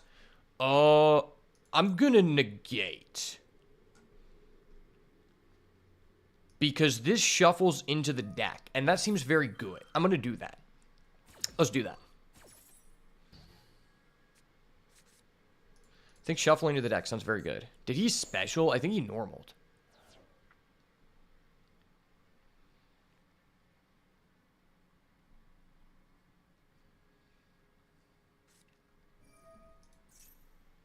Shining Sarcophagus. Of course, all the Sarcophagus cards are ultra rare. During the main phase, you can add one card that mentions Shining Sarcophagus. Okay? If your opponent special summons from the graveyard, you can discard one spell, then send that monster to the graveyard. Okay. Did this come out at the same time as the other Sarcophagus? What the hell does this do? Wait, I didn't get to respond. What does this do? I didn't get an opportunity to read your card. Fuck off, man. Let me read your cards. You can pay half your life points to destroy as many other cards in the field. If you do, banish them, and then special summon... Oh, hell nah, brother. Hell nah, brother. Hell nah, brother. Get that shit out of here. Negate that shit, brother. Hell nah. Could actually super poly, but I think this is just like legitimately better. Okay, we'll send a Hephaestus and just use Hephaestus effect.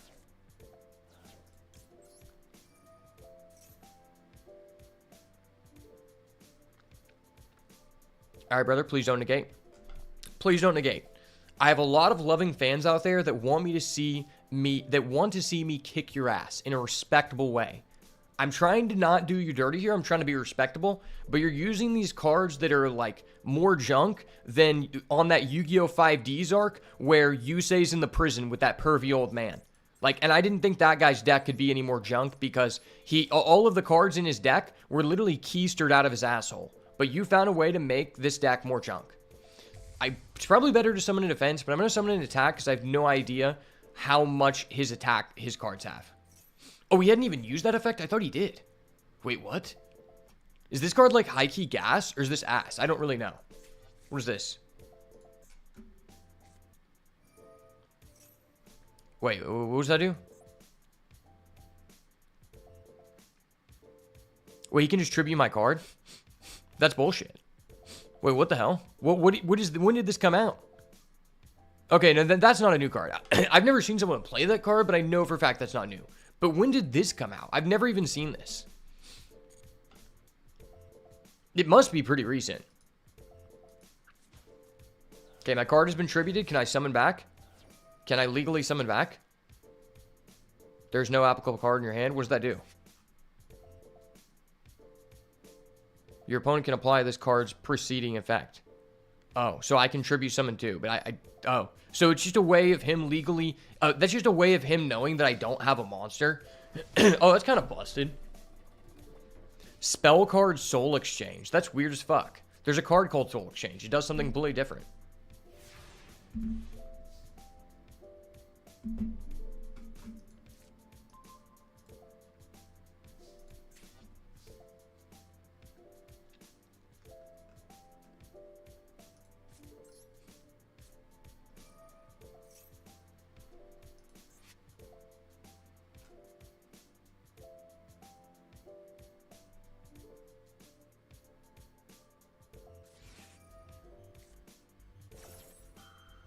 And he has Nash Blossom and Joy Spring. Hold up.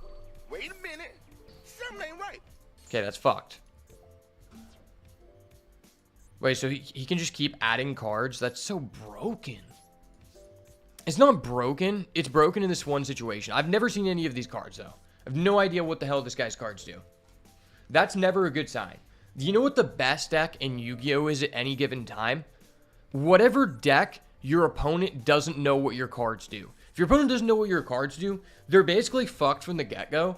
Like, on Master Rule, it's not as bad because you can actually, like, pause and read with the timer. But IRL, there's just always that one guy who's playing an all-foreign deck of an archetype that no one's ever used. And he just won't tell you what his cards do. What did this guy just add? He just added Turn Silence. Target one monster you control, increases level.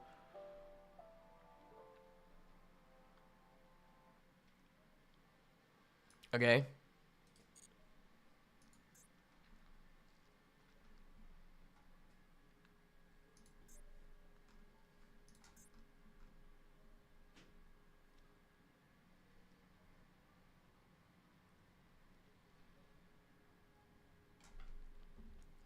Would you like to pay half your life points? I'd be okay if you paid half your life points, bud. It's fine. You're good. That's new. What's that? Oh, he's linking? No, why are you linking, bro? Don't be linking like that, bro. Brother, don't be fucking linking like that. I will call a judge. I'm calling a judge. This guy's linking. That's not fair. Boop. Boop. Super Poly.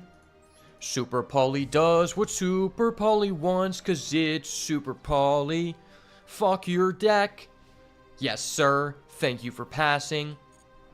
You are a free win, and I appreciate you.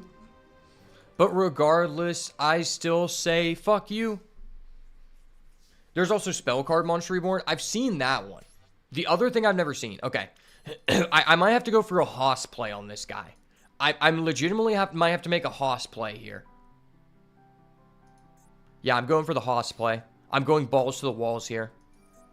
I don't recommend trying this at home. Not because it's dangerous, but because it's not very good.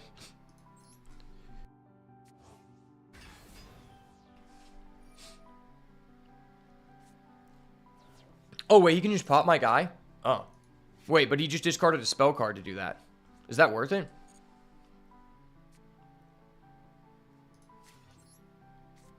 I guess he just, like, basically... I mean, he can just keep searching. The only thing that's good about this deck is that if he has cards that trade 1-for-1 with me, he can just keep using this effect to add a random card that does nothing.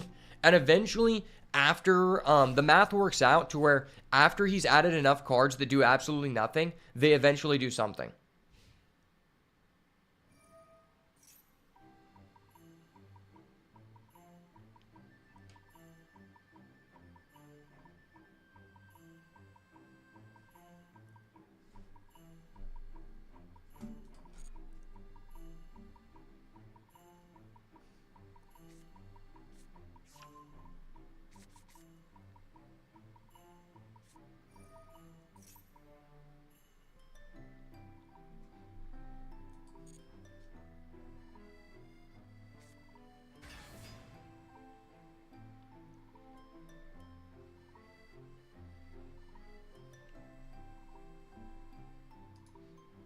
Okay.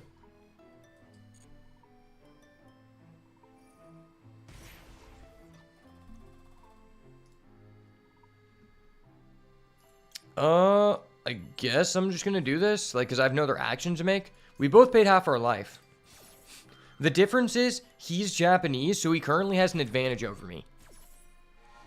If you've been playing this game long enough, you start to realize that Japanese people have an inherent advantage. It's just not fair. And, you know, this is why a lot of people don't understand why they say Japanese people are good at math, and that's a stereotype. It's actually just a fact. And the reason for that is because in Japanese, the syllables for numbers are actually drastically shorter. So for someone to say, like, so when you're adding up basic math in your head, the processing speed of a Japanese person statistically is actually going to be much faster, because if you're counting out the number like 10,561, for them, I don't know what the Japanese word is for that, but it's like it's like that. It's that much shorter. And that is actually a really big advantage when you need to do like fast math in a card game, because they can process very quickly. I'm not sure if it like is like that for like text, but I do know it is like that for numbers.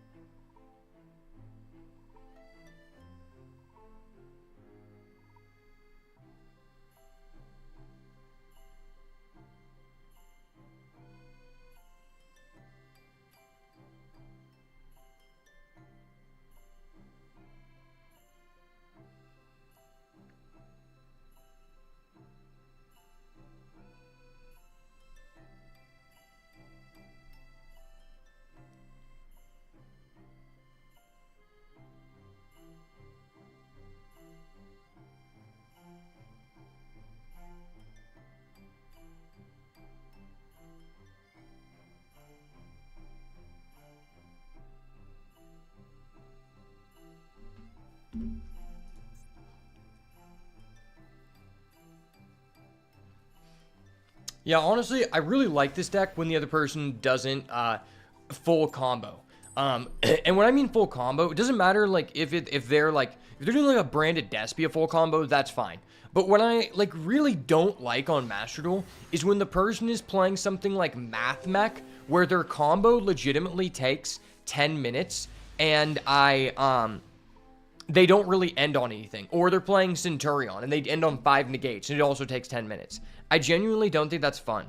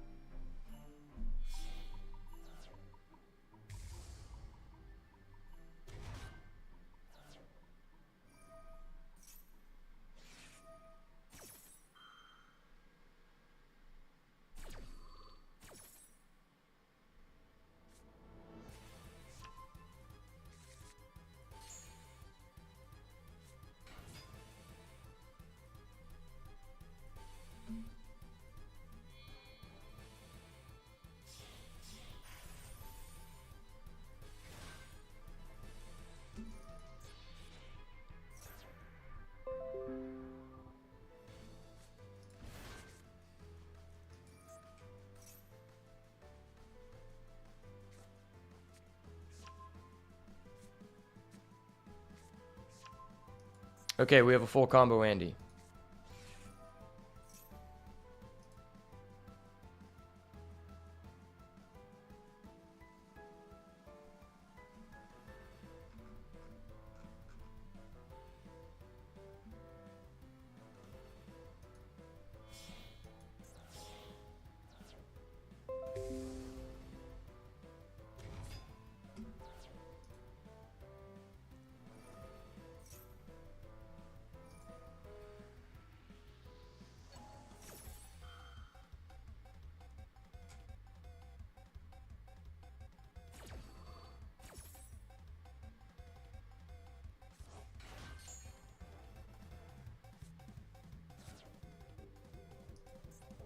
Okay, everybody take a moment, take a deep breath, take some Kratom, chug a beer, do whatever you got to do because we got a full combo Andy here.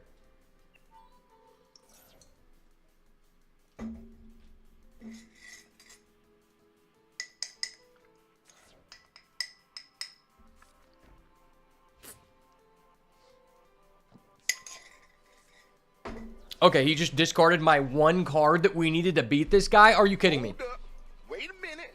Something ain't right. POV, that minute when you actually just sit through a full combo of 10-minute Andy just for him to rip the one breaker out of your hand, bro, that's so disgusting. Okay, I just want to take a minute to think about, like, if I had this Super Poly active, what would I even be doing with that?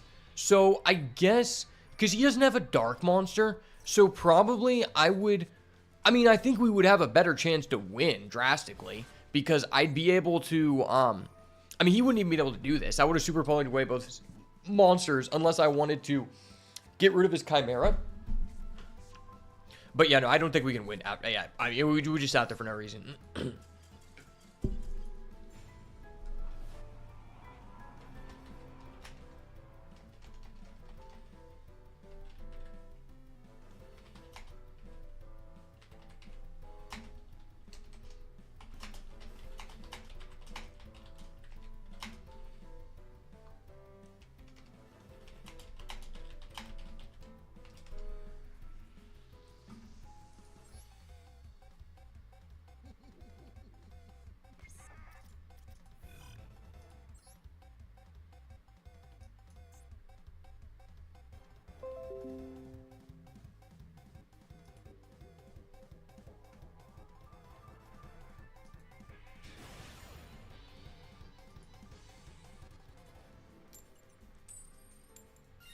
Okay, we get to go first. You love to see it.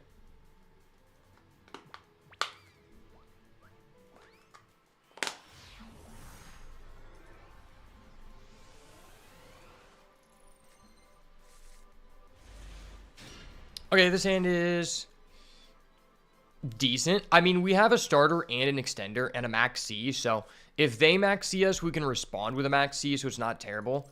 So obviously we want to start off with the Rhoda. Might have been better to set these so that it implies that's our like only starter and maybe you would Ash, but it didn't seem like there was a delay. Most people actually don't turn off their delay, which is interesting.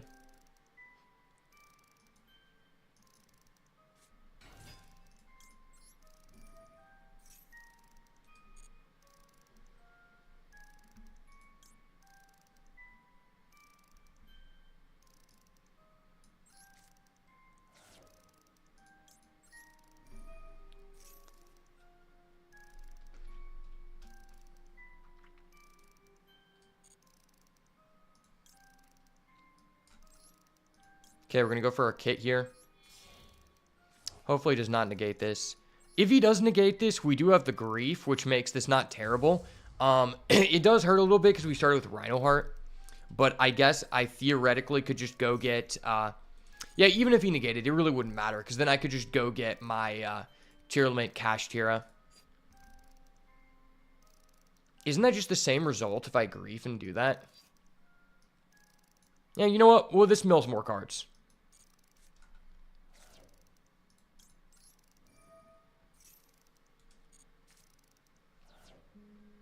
Fuck, I don't really want to do that. Damn. I mean, I guess I can. I'm mitigating my ability to mill 8 more cards, which seems pretty impactful here. But I am getting a trap card plus a Rukulos. Then, let's say I send Hafinis.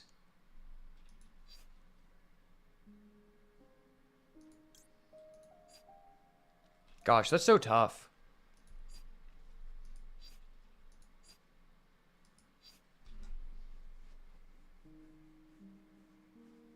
Well, no, I would have to send Shiren. So I send Shiren with this, and this just still lets me.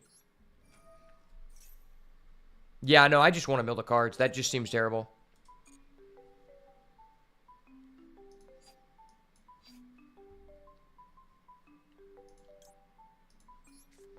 Well, add Suliet because we can already make a Rukulos here. Sorry, I had to think about that. It was a confusing situation based on the mills that we just hit.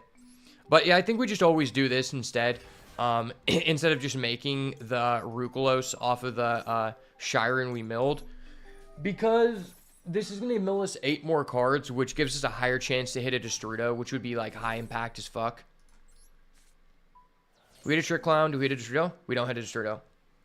We hit the Trick Clown, which doesn't really benefit us, but I guess I can just do it anyway.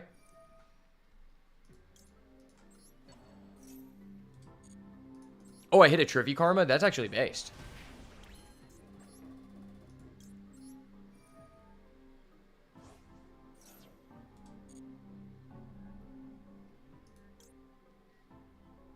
Just add another trap card, I guess. I need to discard my Snow, so that's actually very fair value.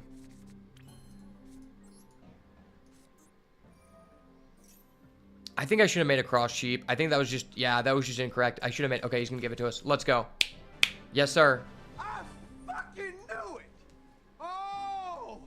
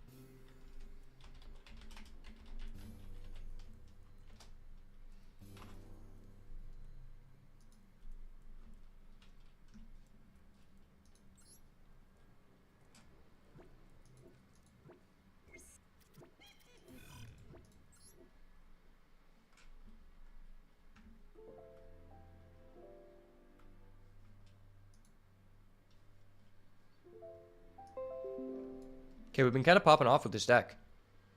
I'm not going to lie.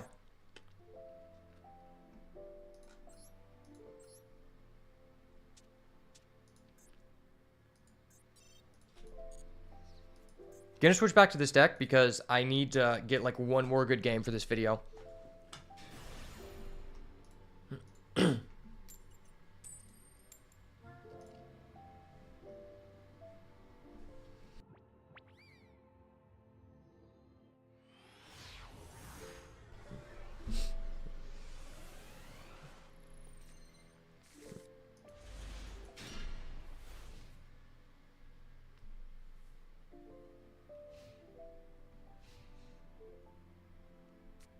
All right, let's get it.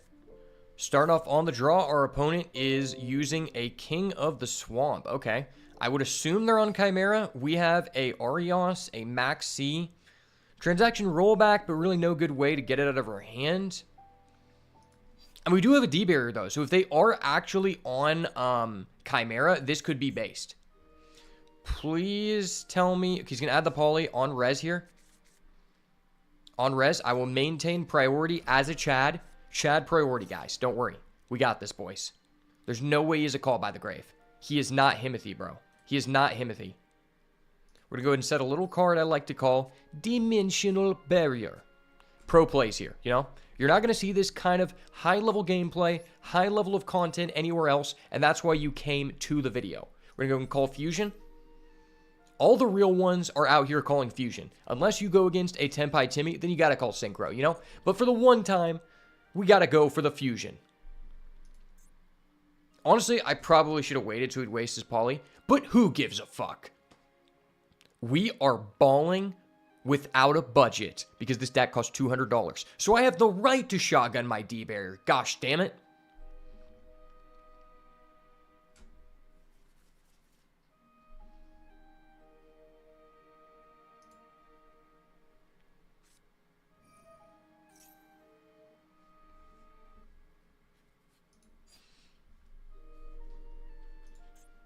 Oh, he's playing tier. Oh, we got him, boys. We got him. We got him locked in.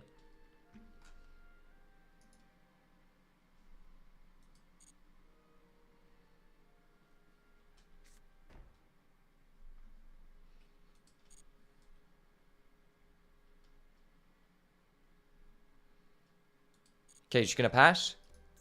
The standard, don't summon anything past play. You love to see it, baby. Maybe it was actually better just to max C this guy, because he's a little boy to me. But we had to go with the Chad D-Barrier pass, you know? Sometimes you got to make the Chad play. You got to make a sacrifice. Chad like sacrifices, Chad like max C. And Chad love big welcome Labrynth. Welcome to the jungle where we are welcoming you. That's why I'm going to have to D-Barrier you. You like my little song, guys? This is how the pro players get down, baby. During the end of the main phase, going for the Tier Limits Cash Tira. Okay, well, since I'm going to D-Barrier you next turn, buddy, I'm going to have to drop down a little card I like to call Max C. The little insects must run rampant. I swear, I hope this guy mills a tier name. I would love to draw 2 cards, man. I love Pot of Greed, man. It's such a fun and fair card, man. Okay, that is not a Pot of Greed, but it is a card we can set in the back row and hopefully cook our opponent with. Just going to go ahead and mill 6 cards total. 6 cards total. Don't get ahead of yourself. Okay, he milled a Fulos. That is great. Now he can feel sad about not actually drawing the Fulos and instead milling it when it is no longer valid. Oh, wait, he milled a Shadal Beast. I don't like that. I don't like that. Buddy, please calm down. I don't like that. That could allow you to make a Shadal Winda. No Shadal Winda. No, sir. Hold up. Wait a minute. Gonna go ahead and activate the Trivi Karma. Well, I think you're gonna have some karma coming your way for disrespecting the boat, buddy.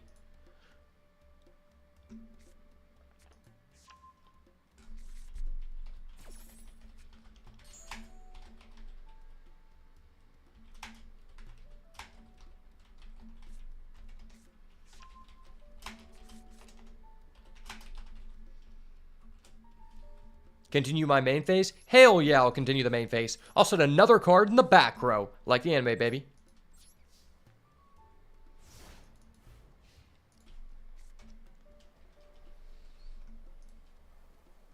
Opponent has drawn a card. This is the perfect time for me to activate a card. Yes, sir. I'm welcoming you to the jungle, sir. It's all good. I'm just welcoming you to the jungle. Nothing is happening here, buddy. You are being welcomed to the jungle. Everything is fine and dandy.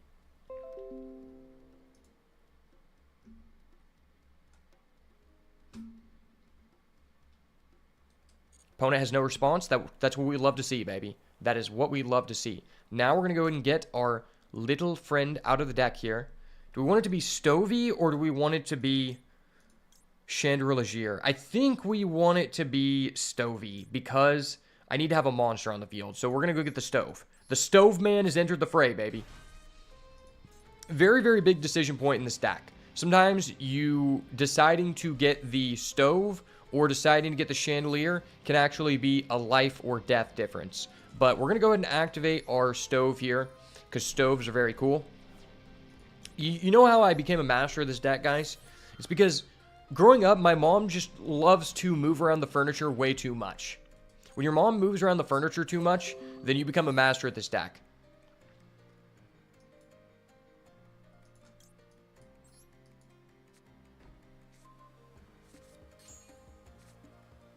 Okay, his mills are insane. This man's mills are insane. I think this is a great time to use a transaction rollback.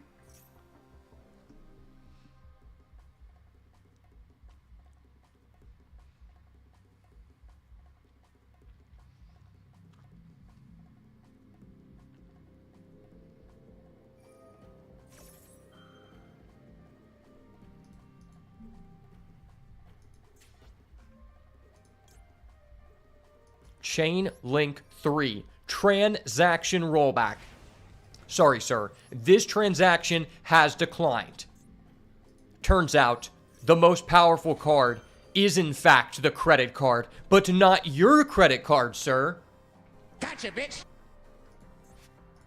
Call fusion on a boy, then I go out my way. D, barrier for the gang. Yes, sir. This is how we roll, baby.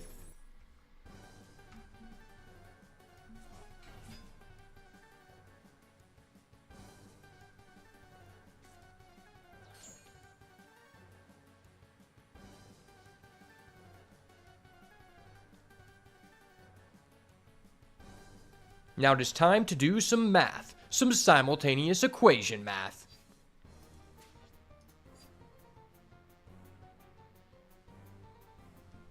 There are 11 cards in the field, and his card is level 7. So, I guess, yeah, let's just flip it. Flip it or rip it, baby. Like we used to say back in the locals day. Like we used to say back at locals when I was just a yee lad, flip it or rip it. If you guys ever played that at the local game store, it's a really fun game where you open up a pack, usually with other people, and you shuffle the cards face down. Then one by one, you and another person take turns picking a card to put to the side, and then you pick another card that you rip in half face down.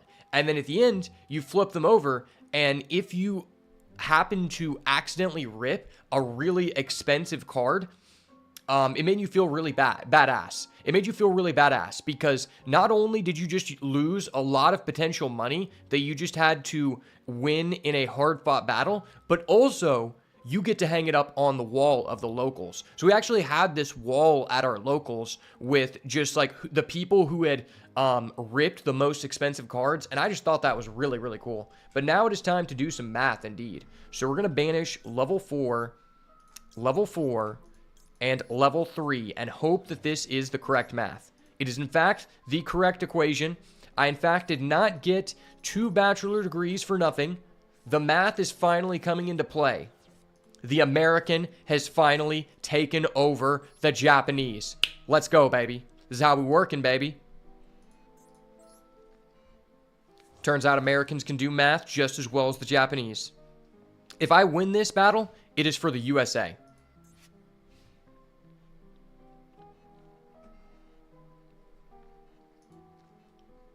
Man, so much just happened in that interaction. I did not realize it was not the main phase yet.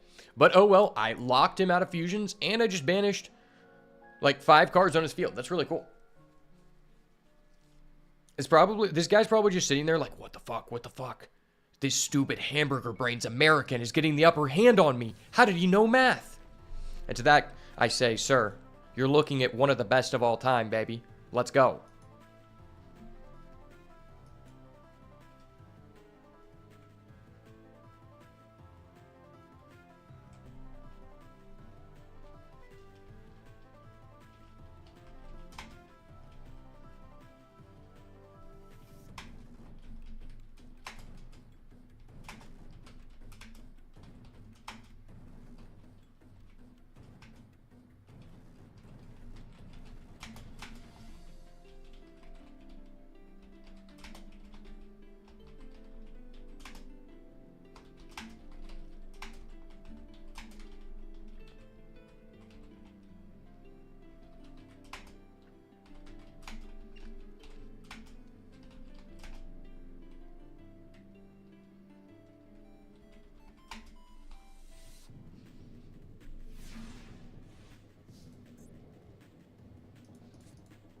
Okay, our opponent has passed. The time is now. Go. Big welcome Labrynth. Activate. Please tell me my opponent does not have an infinite impermanence. I will cry. He does not have an imperm. I fucking knew it. Oh. Yes, Sirski, brother. You're looking at the boat for a reason, baby. Let's go.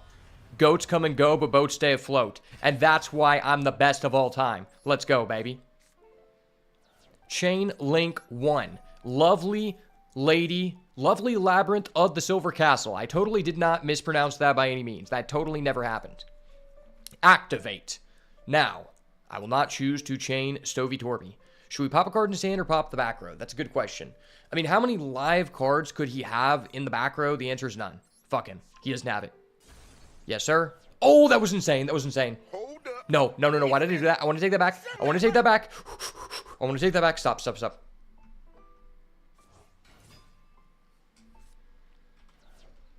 Oh my gosh, his hand was so insane. Why did I do that? Wait, why did he not change his to Venus? That was so risky. He's such a ballsy motherfucker.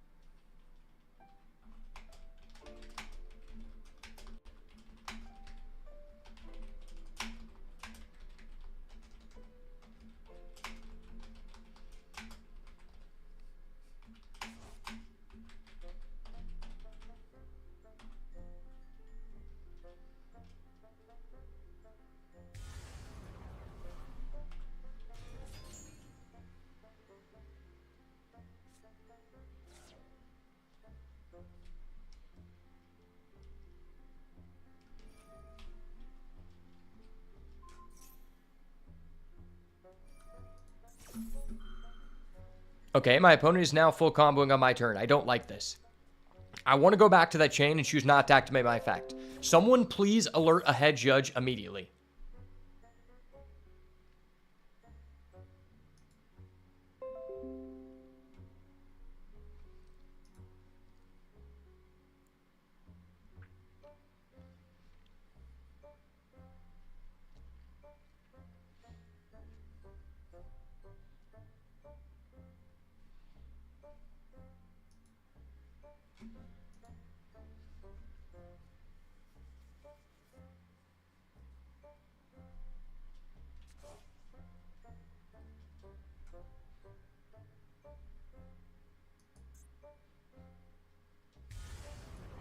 Okay, my opponent has now summoned an El Shadal Winda during my turn, and shuffle back all the cards on my field. Well, the only correct thing to do in this instance is to activate a Molcharmy Fuelos in a situation where my opponent has completely regurgitated their entire hand on the board. That was really cool. Oh, and it wasn't even my main phase? Awesome. I love that, guys. I fucking knew it. Oh. I know there's a lot of Chads watching this right now. But back in my football days, this is what we would call a punt. A lot better than our kicker. I'll tell you that for sure. Wow. I completely threw. Well, Brett Favre touchdown with the work. Touchdown Brett Favre with the work, if you know what I'm saying.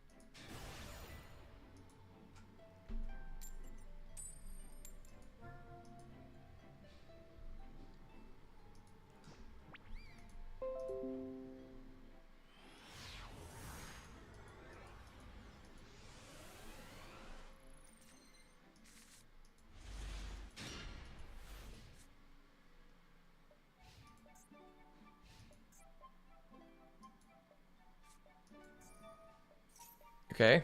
Opponent starts off with an Edge Imps. Opponent starts off with... Okay, opponent starts off with a Fright for Patchwork. Interesting. Very likely that he is going to be on Chimera. Gotcha.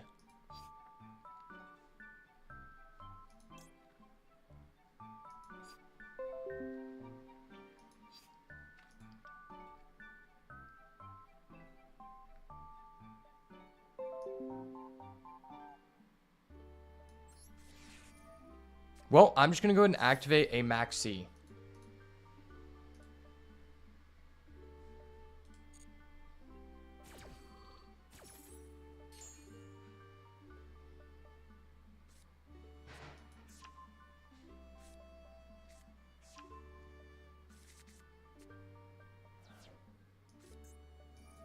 Okay, and my opponent is going to activate a TTT. That is really, really bad. Okay.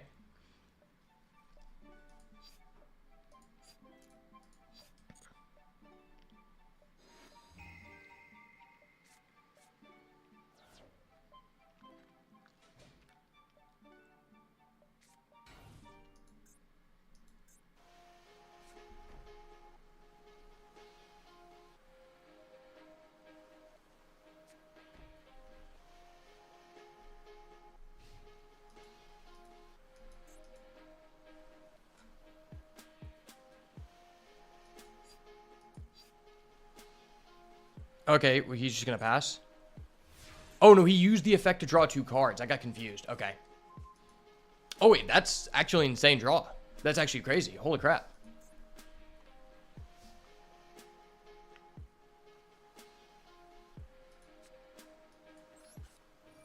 Okay, so we can activate Coup Clock here. It was actually the perfect draw, bro. That was a Destiny draw. On Jose, brother. That was a Destiny draw if I've ever seen one.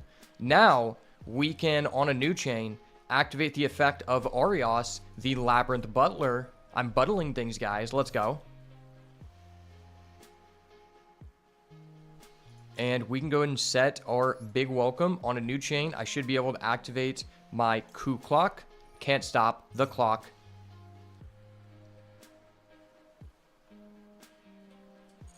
And we can go ahead and special summon out the clock to the field. And then let's go ahead and activate our big welcome. Hopefully he does not have an Ash. If he has an Ash, I'm going to cry. Guys, I didn't want to cry in front of you like this. I'm crying internally right now. I have so much built up rage.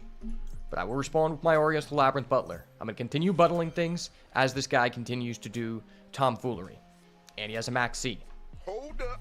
Wait a minute. Something ain't right.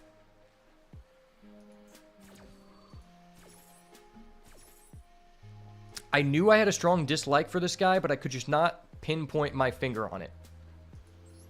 I'm not going to attack because I honestly just don't think that my guy has more attack than his defense. In all likelihood, in the Chimera deck, there's also just multiple cards that do want to be put in grave. So, yeah, I'm just not going to do that.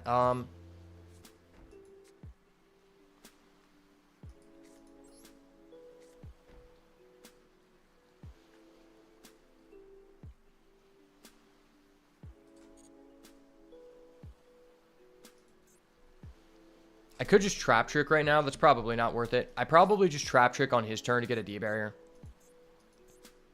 Oh my gosh, he's Super Pulling. He's Super Pulling. Judge, I need an adult. Someone, please. I need an adult right now. Please. I need an adult. Is an adult nearby? This is getting out of hand. We need to settle things like men. With our fists. But I am a trained Valetudo fighter, so I would be down if the other person can start with a knife. But definitely not a Super Pulling. I'm down to bring Fist to a knife fight. I am not down to bring Fist to a Super Pulling fight. That's not what I came here for. Fucking Garura, man. Fucking Garura.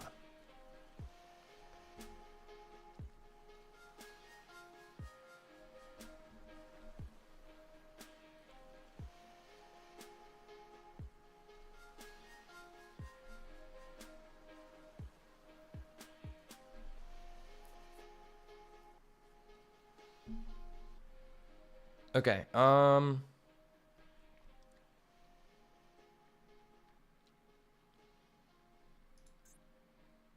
mean, technically, 1, 2, 3, 4, 5, 6, 7.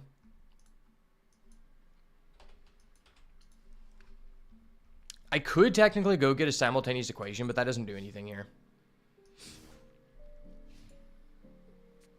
I basically need him to, like, just add more cards to the board.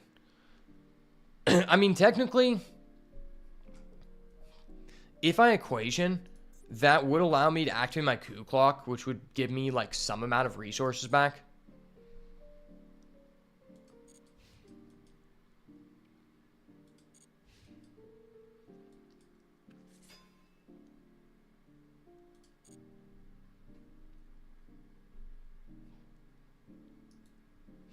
Hopefully this guy just doesn't have combo. Okay, he's linking. That's really scary.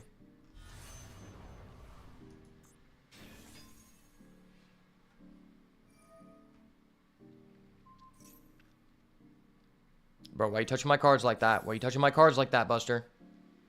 Buster, why are you touching my cards? I will call a judge if necessary. I've already tried to get an adult involved in this situation. Things are getting out of hand. I'm going to have to simultaneous equation cannon you, bud. No, no, no, no, no. Sir, please calm down. Please calm down, sir. Please calm down.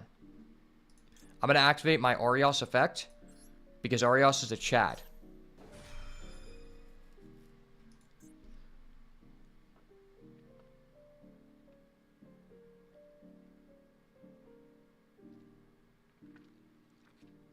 There's no way he has a second max C. He never has a second max C here, buddy.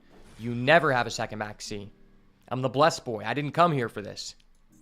Chainlink 7, bro. I'm playing Chain Beat. Okay, he's using Call by the Grave. It's actually really bad for a reason that he doesn't understand. Not because this, like, gives me any actual value. The only reason I'm putting that game piece on the board is specifically because I need another card on the field to increase the surplus of simultaneous equation cannon. But he didn't understand that. He just blindly threw a Call by the Grave because he thought it did something, which it did, in fact, not do anything. Unless he used, like, big brain and he thought I was going to do an equation cannon. But realistically, he doesn't know that. He doesn't fucking know that. Let's be real. Wait, what the hell is this? What the hell is this? This guy's not playing... Wait, he's not playing Chimera? Magnum the Reliever? Bro, like, what the fuck? Is this a Condomass card? Magnum?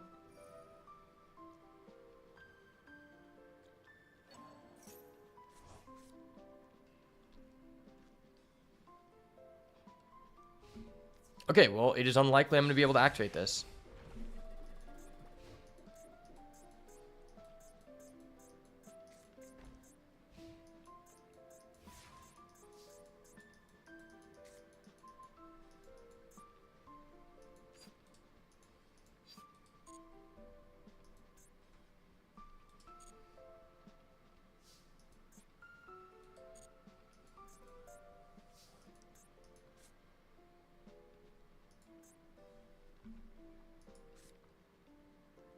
That was a really bad draw.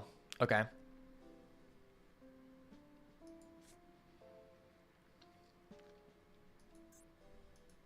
Well, I guess I can just set this.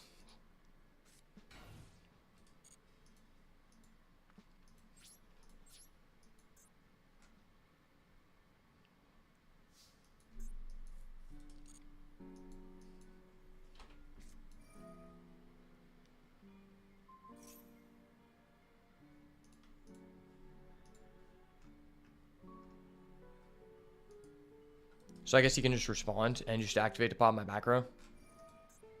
This seems like a really bad card. Why do you play this? This card's terrible.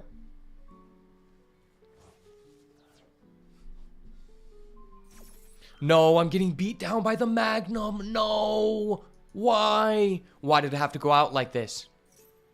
Why did it have to go out like this? Could I not at least go out with like a ribbed condom? It has to be a Magnum?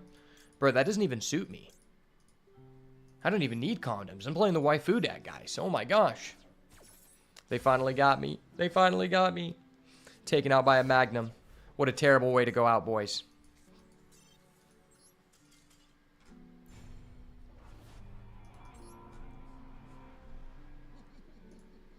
All right, well, I think that's going to be it for me tonight. Really appreciate you guys for stopping by.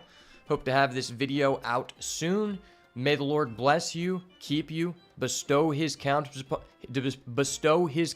upon you, and give you peace. If you guys want to see more based content like this, make sure to smash the like button, turn post notifications on, and subscribe to the channel so you never miss another banger. And as always, if it's not the goo, it's got to go. Peace, and I'll see you in the next one. Thank you for stopping by. The boat salutes you. Touch grass, interact with females, and above all else,